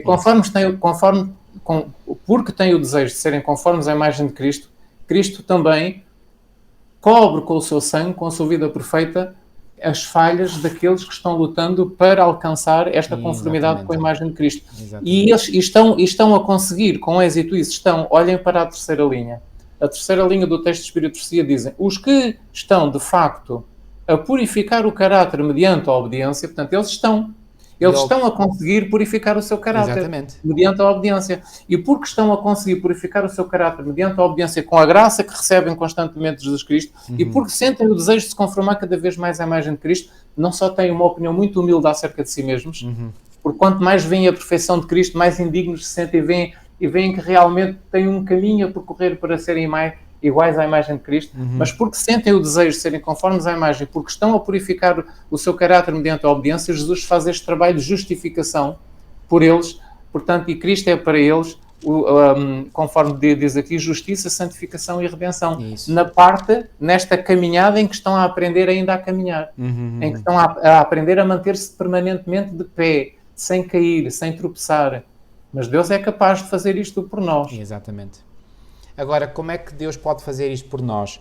Eu volto aqui a recordar palavras simples, mas poderosíssimas, que Jesus indicou em Lucas 9:23, dizia a todos: se alguém quer vir após mim, a si mesmo se negue, e depois diz, toma a sua cruz e siga-me. E eu falhei aqui algo, propositadamente. Toma a sua cruz e siga-me quando? Quantas vezes? Com que frequência? O que é que o Senhor diz? Dia a dia. Cada dia. Dia a dia, cada dia, diariamente, segundo as versões. Portanto, dia a dia, toma a sua cruz e siga-me. Então, a nossa ligação com o Senhor tem de ser algo diário, experimentado diariamente, com uma renovação, com uma frequência diária. E é aqui que muitas vezes nós podemos falhar, ou falhamos certamente, não é? Em que nós não buscamos com essa frequência diária o nosso Senhor para nos submetermos a Ele, porque sem esta submissão voluntária, intencional, deliberada ao Senhor, nós não seremos vencedores. Isso é garantido, irmãos. Isso é garantido. Cada hora, cada momento, cada hora. Este é o nosso... Temos que aprender a fazer isso. É isso mesmo. Muito bem. Vamos avançar então. Ora, na lição de terça-feira fala aqui, portanto, de uma cena magnífica. Esta cena magnífica é no Supremo Tribunal do Universo. Gostei desta expressão que o pastor Marco Firme utilizou aqui, portanto, na lição de terça-feira. Muitas vezes nós ouvimos falar do Supremo Tribunal, do Supremo Tribunal de Portugal, do Supremo Tribunal dos Estados Unidos. O que é que quer dizer a palavra Supremo? Quer dizer que é o tribunal que está acima dos outros todos, não é? Eu não sou nada especialista em questões de direito, mas sei que há o Tribunal de Primeira Instância, de Segunda Instância, Administrativo, não sei o quê, não sei o que mais. Não me perguntem que eu não percebo nada disso. Só sei que o Supremo Tribunal é o tribunal que está acima de todos os outros, não é? Isso. Claro, agora nós, como país, Portugal está agora no contexto da União Europeia e acima do Supremo Tribunal Nacional há o Tribunal Europeu, não é? Nos Estados Unidos há também o Supremo Tribunal. Ora bem, este tribunal de que estamos aqui a falar, nesta lição, onde se desenrola o tal juízo final, ou juízo investigativo, é o Supremo Tribunal do Universo. Ou seja, é o tribunal que está acima de todos os tribunais, em todos os países, em todas as confederações de países, é o Supremo Tribunal. Gosto desta expressão, portanto, e é perante, ou é nesse Supremo Tribunal do Universo que os nossos casos passam, são analisados, são investigados, não é? E, portanto, a única forma de nós passarmos nesse Supremo Tribunal é aquilo que nós acabamos de dizer. Agora, referindo-nos aqui, onde é que este juízo está descrito? Está descrito em Daniel 7, versículos 9 a 14, ok? E o que é que acontece? Deus levou o profeta Daniel em visão, depois de lhe ter dado a entender uma sequência de eventos neste mundo, de repente como que retira-o deste mundo e leva-o em visão para o céu e diz, olha Daniel, aqui no céu vai-se passar isto assim assim. Claro, Daniel viu como se estivesse a ver no tempo presente, ou seja, porque ele foi levado, digamos, no tempo, na máquina do tempo, que só Deus consegue operar. Ele foi levado na máquina do tempo para o futuro, não é? Aliás, isso acontecia com Ellen White também. Exatamente. Porque quando Daniel vê em visão, ele vê como se estivesse a decorrer naquele instante. Isso mesmo, Nós sabemos que isso não aconteceu no tempo de Daniel, portanto, iria acontecer no futuro. Mas Deus o transporta na máquina do tempo, que só ele consegue operar, repito, para ver essa visão. Então, Deus levou Daniel, como diz aqui, portanto, em visão profética do caos e do conflito da terra para as glórias do santuário celestial e para a sessão do Supremo Tribunal do Universo, onde Cristo, o legítimo governante deste mundo, vai receber do seu Pai o reino que era seu por direito e que Satanás pôs em causa. Portanto, todas estas questões estão perfeitamente interligadas, fazem um todo coerente e quando nós percebemos isto, a nossa mente, irmãos, dilata-se, expande-se, o nosso conhecimento aprofunda-se e nós passamos a ter esta visão que é uma visão extraordinária. Eu dou tantas graças a Deus por eu conseguir entender um pouco, não vou dizer tudo, porque Quero ter uma opinião humilde de mim próprio, mas pelo menos eu creio que já consegui captar, digamos, um bocadinho, digamos, desta essência. O quadro geral. O quadro geral, exatamente, o quadro geral. E quando nós vemos este quadro geral,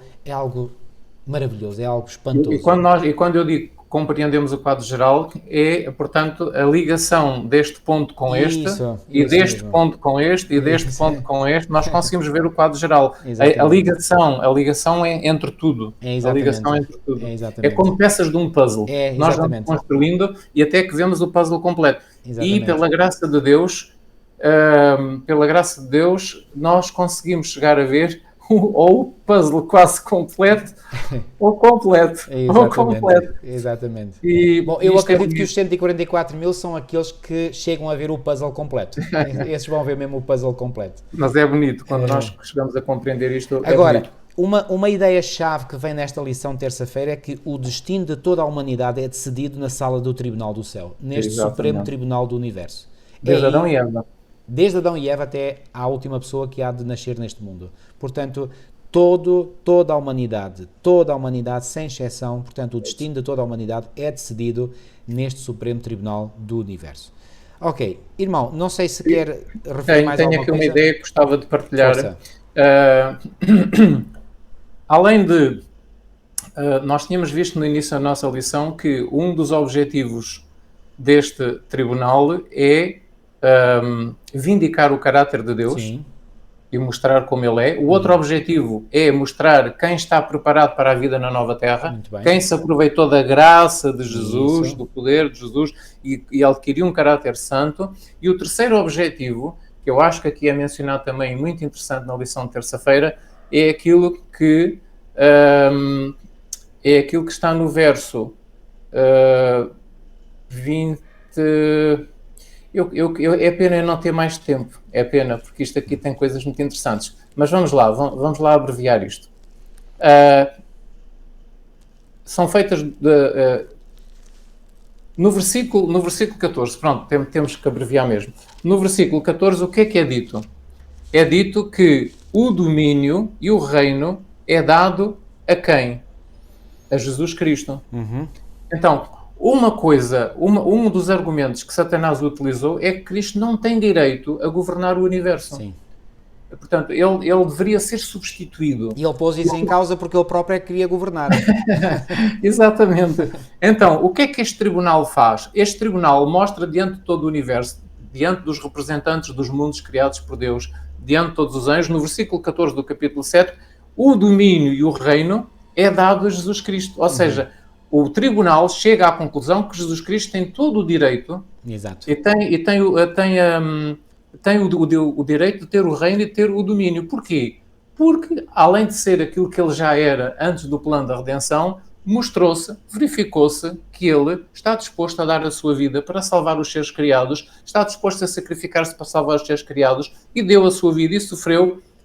E ele é digno de ter o reino, é digno de ter o poder para toda a eternidade, para todo o sempre. Então, este tribunal realmente mostra perante todos que Jesus Cristo está na posição correta, no governo do céu, logo abaixo do Pai. E o Pai entrega-lhe o reino, entrega-lhe o domínio.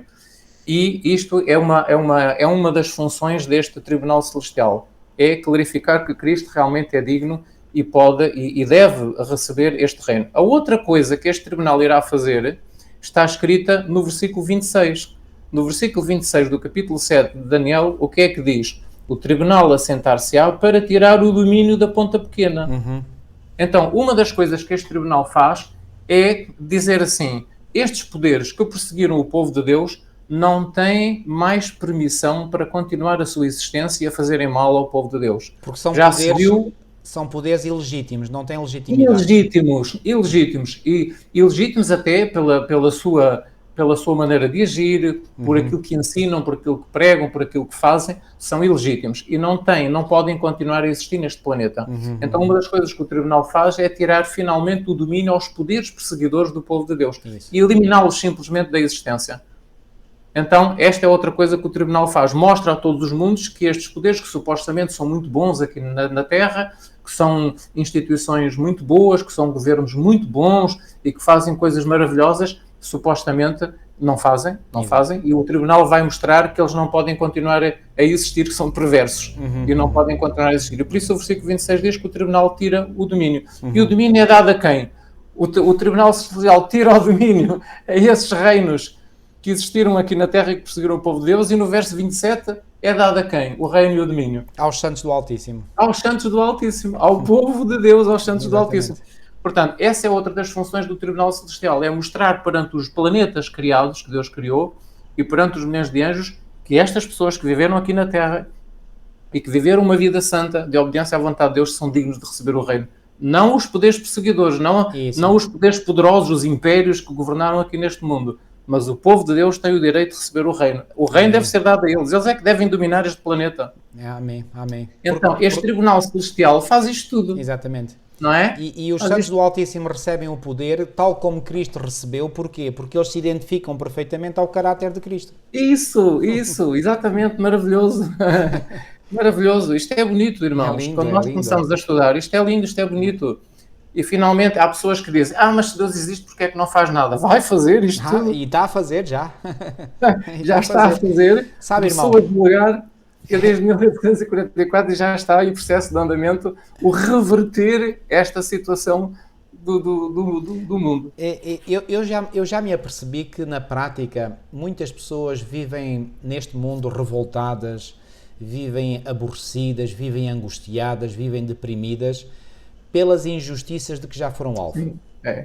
E também pelas injustiças que eles fizeram a outras pesas. Também. Portanto, digamos, são as duas grandes fontes de angústia e de depressão no mundo são estas. Portanto, é o remorso, a consciência da culpa. Exatamente. E o mal que fizeram a outros e do mal que eles fizeram a eles. Correto. Pronto. Quando nós entendemos a fundo esta questão da justiça de Deus e de como Deus opera a justiça, isto dá um alívio tão grande, mas tão grande. Em primeiro lugar, a nós próprios, porque fomos justificados pela sua graça. Ou seja, não precisamos de alimentar remorsos, porque se nós vamos ao Senhor confessando os nossos pecados, o Senhor nos liberta do peso dessa culpa, nos liberta dos remorsos, ok?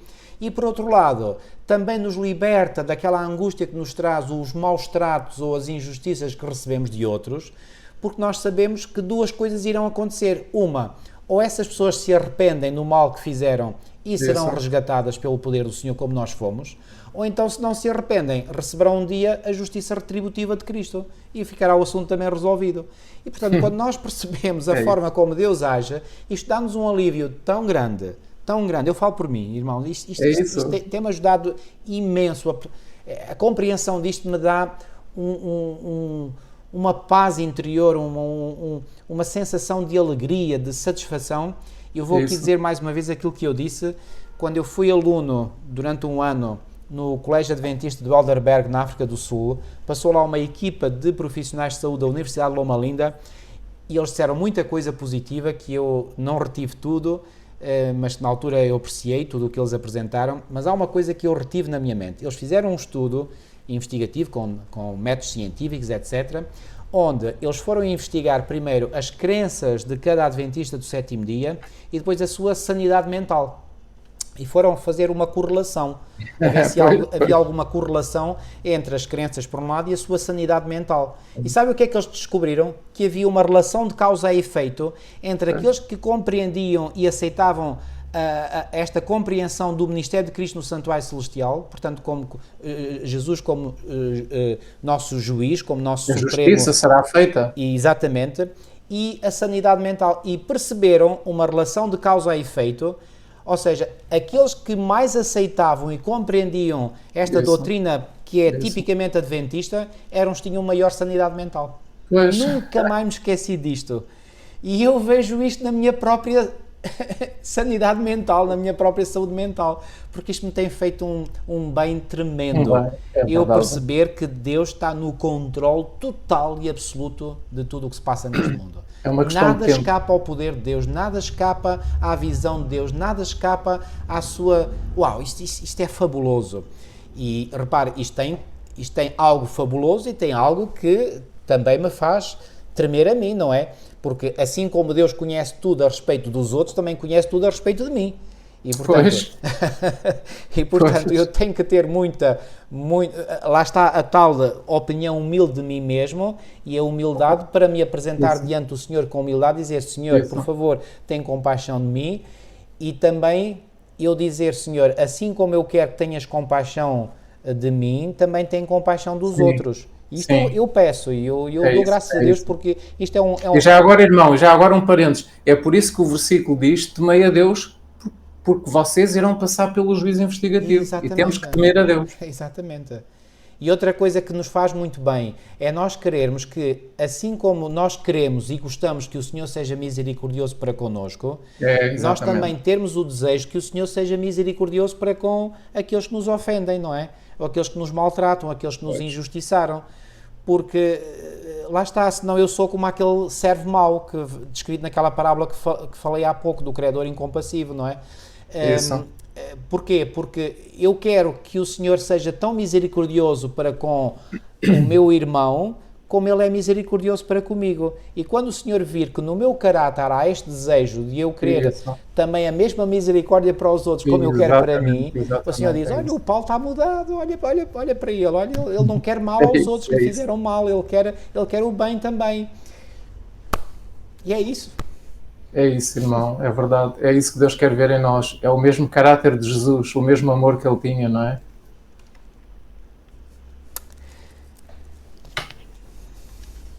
Vamos avançar. É isso mesmo. É isso, quando nós sentimos, quando nós temos esse sentimento, esse sentir dentro de nós, significa que estamos no caminho certo.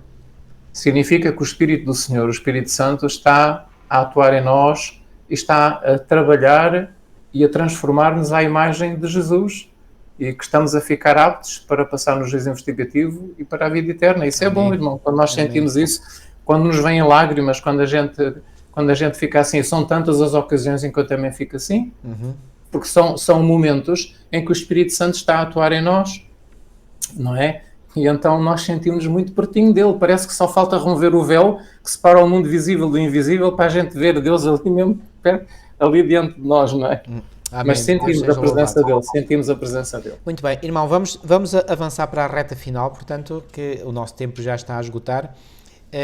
Nas lições de quarta e quinta-feira, portanto, um vislumbre do céu, há aqui duas noções que, por acaso, nós falámos antes de estarmos ao vivo a gravar esta lição, que é o seguinte: esta lição, para alguns, eu sei que para alguém já a pessoa entrou em contato comigo, portanto, esta pessoa viu aqui algo, portanto, que não está muito correto. O que se passa é o seguinte, é que mesmo dentro da nossa igreja há visões diferentes sobre estes dois aspectos. Primeiro, qual é o primeiro aspecto que vem aqui referido?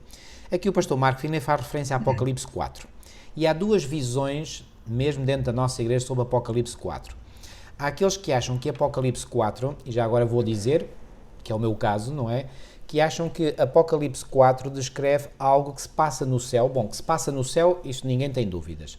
Agora, quando é que essa visão do que se passa no céu ocorre? E alguns dizem que ocorre após a ascensão de Cristo ao céu. Ou seja, quando Cristo ascendeu ao céu, depois da sua morte e ressurreição nesta terra, não é? Passou ainda 40 dias nesta terra e depois ascendeu aos céus. E logo depois de ter ascendido aos céus, Apocalipse 4 retrata aquilo que se passa no céu após a ascensão de Cristo. Outros veem Apocalipse 4, algo que se passa no fim, no tempo do juízo investigativo. Ok?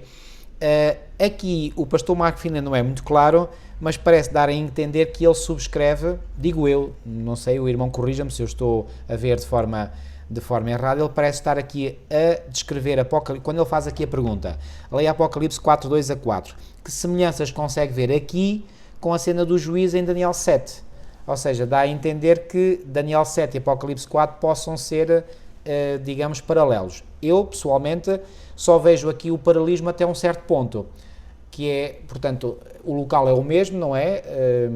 E, portanto, as testemunhas desse juízo são as mesmas, mas, repito, Apocalipse 4, e porquê que alguns veem Apocalipse 4 como sendo algo que se refere ao juízo investigativo? Porque Apocalipse 4 vem na sequência de Apocalipse 3, e o que é dito no final do capítulo 3? É a mensagem à igreja de Laodiceia. E todos sabemos que a igreja de Laodiceia é a mensagem para o tempo do fim. Então quer dizer que Apocalipse 4, segundo o entendimento de alguns, é algo que tem a ver no céu ao mesmo tempo que decorre o tempo de Laodiceia na Terra. Ok? Mas outros veem Apocalipse 4 como o Senhor faz uma retrospectiva do que se passa na Terra, não é? Nos 7 períodos mencionados pelas 7 igrejas, e depois de fazer este varrimento ao longo da história, volta de novo ao início, e isto é algo recorrente no livro de Apocalipse, como é no livro de Daniel.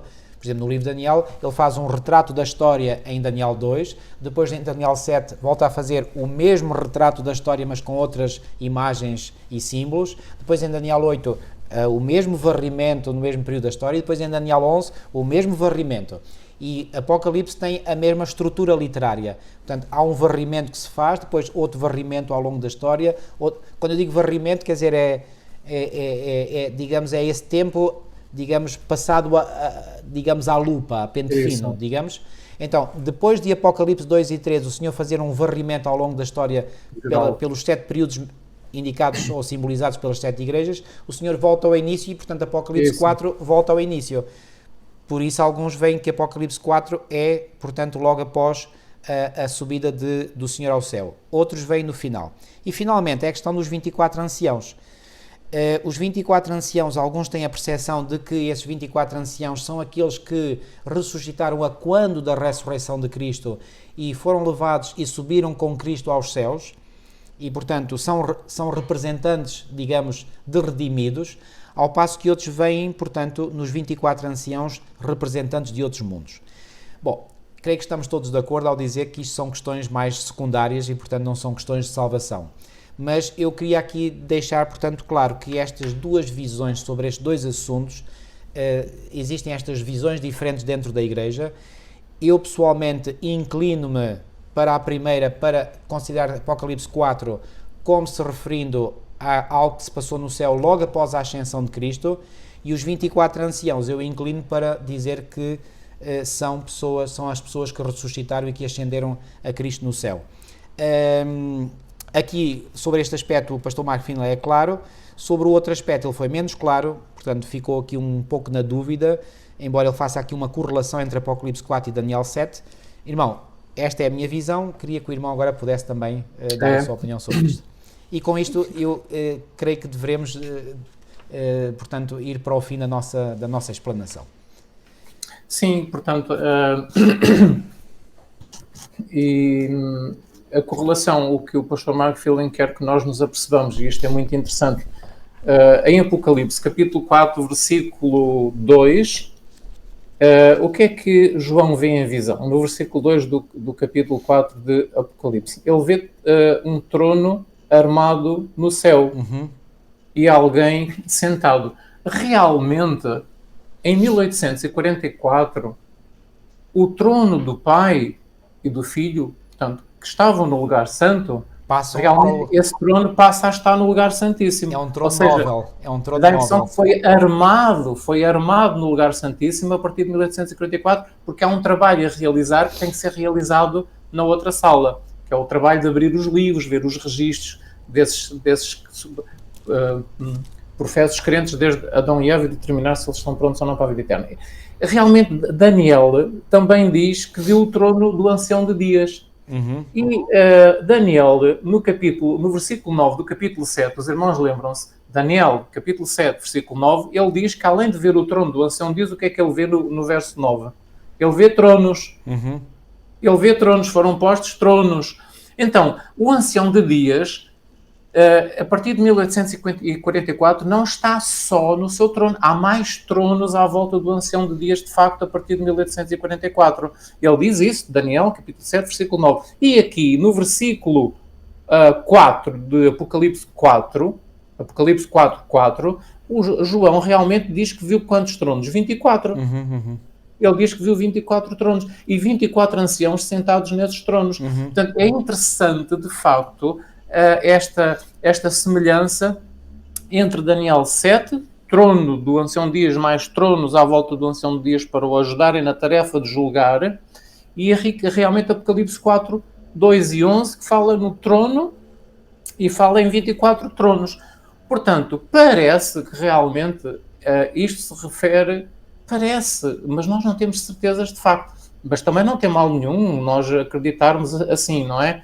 Parece que se refere de facto à época do juízo investigativo. Mas nós sabemos também que estes tronos podem significar, e então as várias teorias que existem são, ou são 24 anjos muito poderosos que ajudam, que assistem Deus no governo do universo, que assistem Deus na administração do seu governo, ou são 24 representantes dos mundos criados por Deus, que ali estão, não sabemos quantas vezes, para fazerem parte do conselho, do chamado Conselho Celestial, do qual Lúcifer também pertencia. Isso. Lúcifer pertencia ao Conselho Celestial. Pertencia até à morte de Cristo na cruz, depois deixou de pertencer. Até à morte... pois, exatamente. Não, ele deixou de fazer parte do Conselho Celestial... Quando Apocalipse 12 diz que foi expulso. Ele foi expulso, houve uma primeira como expulsão. Como representante deste mundo, mas não fazendo parte do Conselho Celestial. Porque quando Jesus está a pouco tempo da sua paixão, Jesus vai dizer, será expulso, será futuro. Portanto, ainda não tinha sido expulso. Expulso do céu. E depois em Apocalipse 12 diz já foi expulso. Então, algures entre o final do ministério de Jesus e o final do primeiro século, Satanás foi expulso, portanto, do Conselho Celestial. E eu creio que ele foi expulso precisamente quando dizem em Apocalipse 12, veio a salvação. Quando é que a salvação veio? Quando Jesus proferiu na cruz do Calvário as palavras está consumado. Exatamente. Portanto, temos estas três hipóteses. Ou são anjos poderosos que fazem parte da administração do governo de Deus, ou são representantes dos mundos habitados que fazem parte também do governo de Deus e se fazem parte do Conselho Celestial, ou são os tais remidos aqui da Terra, porque estão vestidos com vestes brancas, têm uma coroa de ouro, as vestes brancas é símbolo de caráter puro, alcançado, a coroa de ouro é símbolo de uma vitória alcançada, e é possível que realmente sejam parte, ou todos, ou parte, daqueles que ressuscitaram com Cristo no domingo de manhã, quando Cristo ressuscitou. Certo. E que a Bíblia diz, em Efésios capítulo 4, versículo 7 e 8, que foram levados para o céu como troféus da vitória de Cristo sobre a morte. Correto. Cristo levou uma multidão de pessoas, não é? Que desde Adão e Eva, foram pessoas escolhidas, que Cristo escolheu desde Adão e Eva, um grupo grande que ele levou, é o que está escrito, para o céu como troféus da sua vitória sobre a morte. E que até apareceram aos habitantes de Jerusalém na época e que realmente não os deixaram mentir acerca do falso boato que fizeram circular de que tinham roubado o corpo de Jesus, etc. Portanto, aquele testemunho que eles deram ao entrar em Jerusalém realmente lançou por terra aquela mentira que os sacerdotes puseram a correr, que os discípulos é que tinham roubado o corpo de Jesus. Portanto, foi bem evidente que Jesus tinha ressuscitado, porque eles disseram, nós ressuscitámos com Cristo. E eram pessoas de todas as épocas, alguns deles eram gigantes, gigantes da raça que vivia antes do dilúvio. E eles viram isso tudo, os habitantes de Jerusalém. Eles ficaram convencidos, os sacerdotes, eles ficaram pálidos, sem ponta de sangue, ficaram pálidos de terror, não é? Então, podem ser alguns desses ressuscitados, que ressuscitaram com Cristo no dia em que ele ressuscitou, e que fala Mateus 27, versículo 52, e que foram levados então em Efésios capítulo 4, versículo 7 e 8. Já agora, irmão, eu queria só, já fizemos isto também no passado, mas eu gostaria de mais uma vez, para aqueles que não nos ouviram em lições anteriores, ler os textos. Portanto, ler os textos, portanto, que mostram, portanto, exatamente isso. Portanto, vou começar pelo texto de Mateus 27, não é? Nos versículos 51 a 53, diz assim: eis que o véu do santuário se rasgou em duas partes de alto a baixo, quando no versículo 50 diz, e Jesus, clamando outra vez com grande voz, entregou o Espírito. O que é que quer dizer entregou o Espírito? Faleceu. Portanto, o Espírito fogo de vida saiu dele, ok? Então, quando ele entregou o Espírito, versículo 51, eis que o véu do santuário se rasgou em duas partes de alto a baixo, tremeu a terra, fenderam-se as rochas, abriram-se os sepulcros, e muitos corpos de santos que dormiam ressuscitaram. E agora nós podemos pensar, então mas ressuscitaram logo quando Jesus morreu? Não, é que o versículo 53 diz, e saindo dos sepulcros, depois da ressurreição de Jesus, entraram na cidade santa e apareceram a muitos. Então, o terremoto fez com que as tumbas, digamos, fossem revolvidas, digamos assim. Mas isso. A ressurreição propriamente dita só se deu depois da ressurreição de Cristo. Ok? Agora, o texto de Efésios 4, 8 diz... Por isso diz, quando ele, referindo-se a Cristo, que vem mencionado no versículo anterior, no versículo 7, quando ele subiu às alturas, quando é que Cristo subiu às alturas? Na sua ascensão, obviamente. quando ele subiu às alturas, levou cativo o cativeiro e concedeu dons aos homens. Bom, é verdade que este texto pode parecer um bocadinho, não é muito claro, não é muito, digamos, muito específico. Mas reparem que aqui o apóstolo Paulo está a citar um texto do Antigo Testamento, porque quando ele diz assim, por isso diz aonde? Diz no Antigo Testamento. E onde é que diz no Antigo Testamento? Pois bem, diz no Antigo Testamento, portanto, no Salmo 68:18. E quando nós vamos lá ao Salmo 68:18, então aí sim fica claro o que é que Paulo aqui só referiu assim, digamos, de passagem. O que é que diz lá no Salmo 68:18? Subiste às alturas, levaste cativo o cativeiro, isto Paulo também diz, levou cativo o cativeiro, depois diz, recebeste homens por dádivas. Recebeste homens por dádivas, até mesmo rebeldes, para que o Senhor Deus habite no meio deles. Recebeste homens por dádivas. Quando diz concedeu dons aos homens, que dons são estes? São, portanto, homens por dádivas. Então quer dizer que quando Cristo subiu aos céus, levou cativo o cativeiro e recebeste homens por dádivas. Então, e há traduções antigas, a tradução dos 70 antiga, diz, portanto, que levastes uma hoste de cativos. Levaste uma hoste de cativos. Subiste às alturas e levaste uma hoste de cativos, ou seja, que estavam cativos da morte, mas que já não estão por Cristo os ressuscitou. Exatamente, é isso mesmo. Portanto, isto para dizer o quê? Que nas hipóteses estamos aqui a considerar sobre quem sejam ou qual é a identidade dos 24 anciãos. Portanto, quando se diz que possam ser as pessoas que ascenderam ao céu com Cristo, repare, não estamos a pôr em causa que houve pessoas que ascenderam ao céu. Portanto, houve pessoas que ascenderam ao céu. Agora, a questão, a dúvida que permanece é, será que esses que ascenderam ao céu com Cristo, que é facto, incontornável, será que esses são os 24 anciãos mencionados em Apocalipse 4, sim ou não? Essa é que é a questão. Essa é a questão, essa exatamente. É a questão, ok? Que nós, por enquanto, eu falo por mim, não temos... Repara, não, também não. Não tenho resposta cabal, não é? Não portanto, deixo a questão em aberto. Mas se alguém já chegou a uma conclusão que acho que é definitiva, pronto, tudo bem. Muito bem. Irmão, mesmo para terminar, aqui na lição de quinta-feira é um comentário sobre a Apocalipse 5, em que João vê que havia uma grande angústia porque não se via alguém que fosse, portanto, capaz de abrir, digamos, um livro que estava selado e ainda por cima selado a 7 trancas, digamos assim, com 7 selos. E finalmente, portanto, houve um ancião, cá está, um dos anciãos, um dos 24 anciãos, no versículo 5 do capítulo 5, diz, não chores, eis aqui o leão da tribo de Judá. Quem é o leão da tribo de Judá? É Cristo, a raiz de Davi, outra expressão para se referir a Cristo, que venceu para abrir o livro e desatar os seus 7 selos. Portanto, este Jesus, portanto, é o único que é digno de abrir este livro, ok? Que livro é este, já agora, irmão? Esta é uma pergunta assim à queima-roupa. Olhem, o que eu sei acerca deste livro, e já o sei há uns anos, o que eu sei, então deixem-me encontrar aqui, espera aí que eu tinha aqui. Vamos terminar com esta questão. Eu até escrevi aqui na minha Bíblia, mas isto, como eu escrevi na minha Bíblia já há anos que eu escrevi isto, algumas letras que eu escrevi isto a lápis nas margens da minha Bíblia não se vê bem, mas vamos lá ver se eu consigo ler. Então é assim, na minha Bíblia eu encontrei isto onde? Eu encontrei isto na carta 65 de 1898. E nesta carta, Ellen White fala várias coisas acerca deste livro. Então diz assim, é o livro da história das providências de Deus. É a história profética das nações e da Igreja. É o livro que contém as declarações divinas, a sua autoridade, os seus mandamentos, as suas leis. Contém todo o conselho do Eterno em linguagem simbólica. E contém a história de todos os poderes governantes nas nações.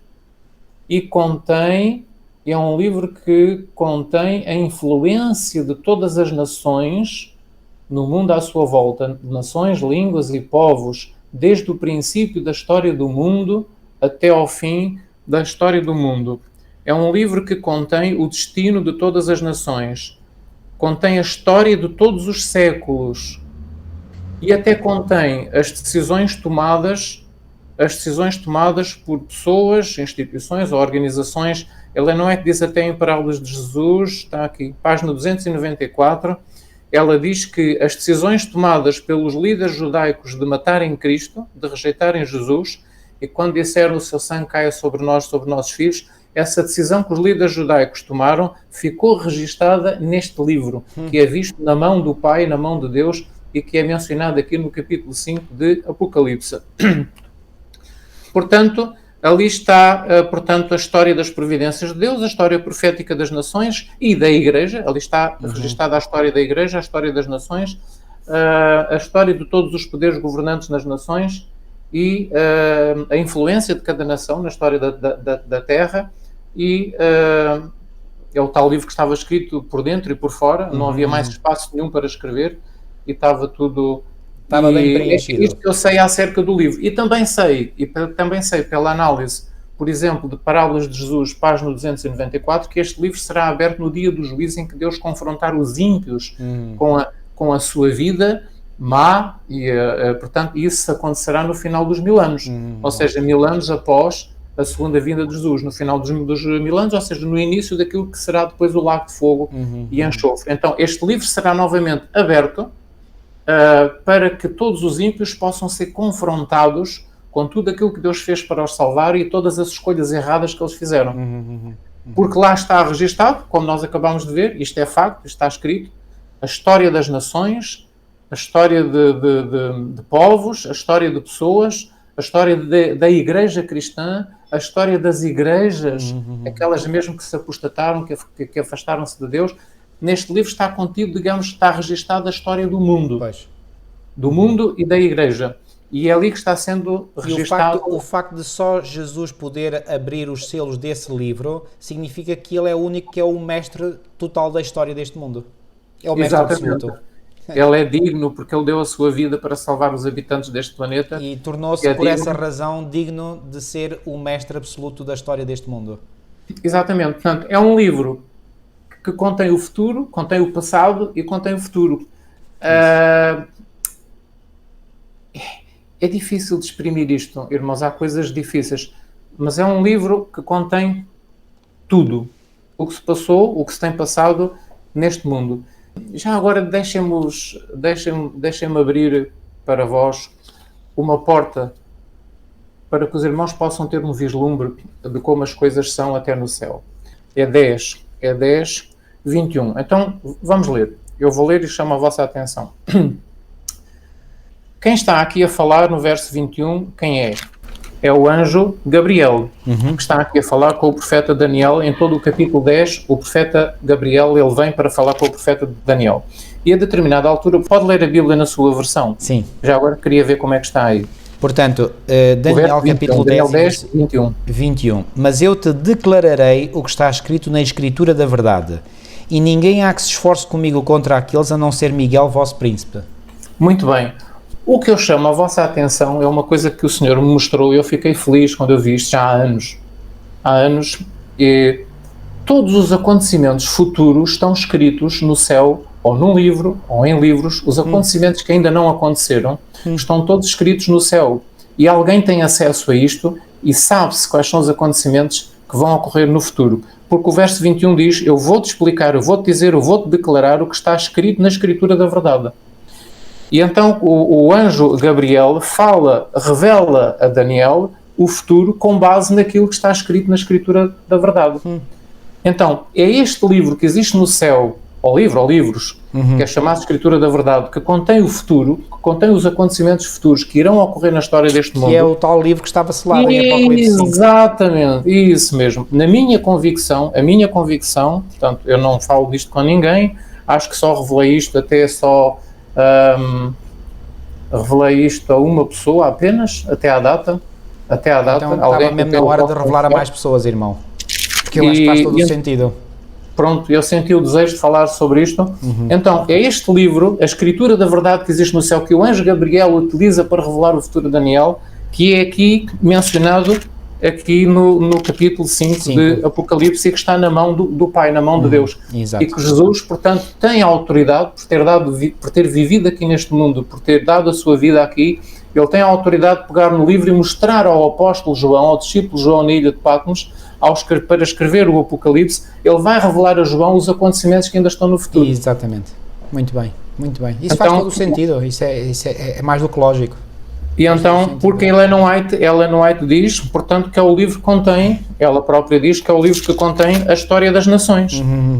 Contém a história das providências de Deus, a história profética das nações e da Igreja, enfim, está tudo ali registado, não é? É o futuro, digamos. Então, já agora, eu aproveitei para dizer isto. E agradeço muito, irmão, por ter dado essa explicação, que é absolutamente coerente e lógica, e eu aproveito para dizer o seguinte: no início do livro do Apocalipse nós temos 3 sequências de 7. Temos a primeira sequência, que é a sequência das 7 igrejas, que é a história da igreja. Portanto, e quando eu digo igreja no sentido mais lato, que é todos aqueles que professam crer em Cristo, não é? E, portanto, isto implica todas as igrejas que se chamam cristãs. Portanto, não é apenas o povo fiel de Deus, não, é a igreja no sentido lato. Daí que o juízo investigativo diga respeito não aos ímpios, mas a todos os que professam o nome de Cristo, como dissemos há pouco, ok? Portanto, a sequência das 7 igrejas é a história da igreja, ao longo da dispensação cristã. Depois, a sequência dos 7 selos é as interações das nações e dos ímpios com o povo de Deus, não é? Portanto, ao longo também de 7 períodos da história. E as 7 trombetas são os juízes de Deus ao longo da história sobre aqueles que interagiram com o povo de Deus. Portanto, e são 3 conjuntos harmoniosos que se harmonizam entre si. Sim, eu queria terminar dizendo o seguinte: há aqui uma frase muito importante que eu considero importante na lição de quinta-feira e que diz assim, portanto, que chama a atenção de facto, Jesus é digno. E depois aqui, na nota a seguir à pergunta de quinta-feira, no segundo parágrafo da nota, e diz assim: pode alguma coisa ser mais encorajadora? Jesus defende-nos no julgamento.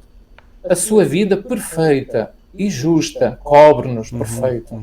A sua justiça opera dentro de nós para nos fazer novos. Exatamente. A sua graça perdoa-nos, transforma-nos e dá-nos poder para vivermos uma vida piedosa. Ou seja, uma vez mais, o pastor McPhillen, ele salienta esta questão de que Deus nos dá poder para vencer o pecado, Deus transforma-nos, não somos as mesmas pessoas, não é apenas o perdão, e ele volta a mencionar na lição 5 aquilo que já tinha falado. Reparem, olha, eu achei tão interessante que eu até tenho estado realmente a apontar as páginas. Ele já falou na vitória sobre o pecado e na transformação, na página, pois eu tenho aqui as páginas porque eu tenho a lição do professor, mas na lição 1, na lição 2, na lição 3 e agora na lição 4 e na lição 5. Na lição 1 falou uma vez, na lição 2 falou uma vez, na lição 3 falou 3 vezes, na lição 4 falou 2 vezes e agora na lição 5 fala aqui. Portanto, mais uma vez nós vemos aqui que a verdade do verdadeiro Evangelho é realmente a transformação, a vitória sobre o pecado e o poder para viver uma vida pura. Muito Foi bem. isso que o irmão encontrou também. Sim. Estamos em sintonia. Muito bem, irmãos, ficamos por aqui hoje. Vamos terminar com uma oração. Nosso querido e amado Pai, muitíssimo obrigado pela clareza, pela transparência com que Tu revelaste a Tua palavra. Obrigado, Senhor, porque quando nós, motivados e guiados pelo Teu Espírito Santo, que é o Espírito da verdade, que Tu disseste que nos queria conduzir a toda a verdade, quando nós nos deixamos convencer, quando nós nos deixamos guiar por esse Espírito da verdade, nós encontramos ricas lições, ricos ensinamentos na Tua palavra, que são absolutamente coerentes uns com os outros.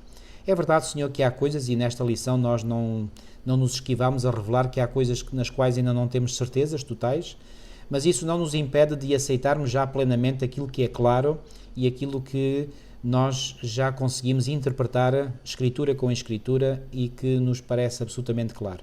Senhor, fica connosco, Senhor, livra-nos de todo o mal, pois Teu é o reino, o poder e a glória para sempre, e ajuda-nos, Senhor, para que possamos realmente ser vencedores. Pertencemos a esta elite de vencedores do Apocalipse que falámos na lição anterior, Fica connosco, Senhor, livra-nos todo o mal. Tudo isto nós te pedimos e pela fé te agradecemos em nome de Jesus. Amém. Amém. Queridos amigos, despedimos por hoje. Até à próxima. Que Deus vos abençoe grandemente. Deus vos abençoe. Amém.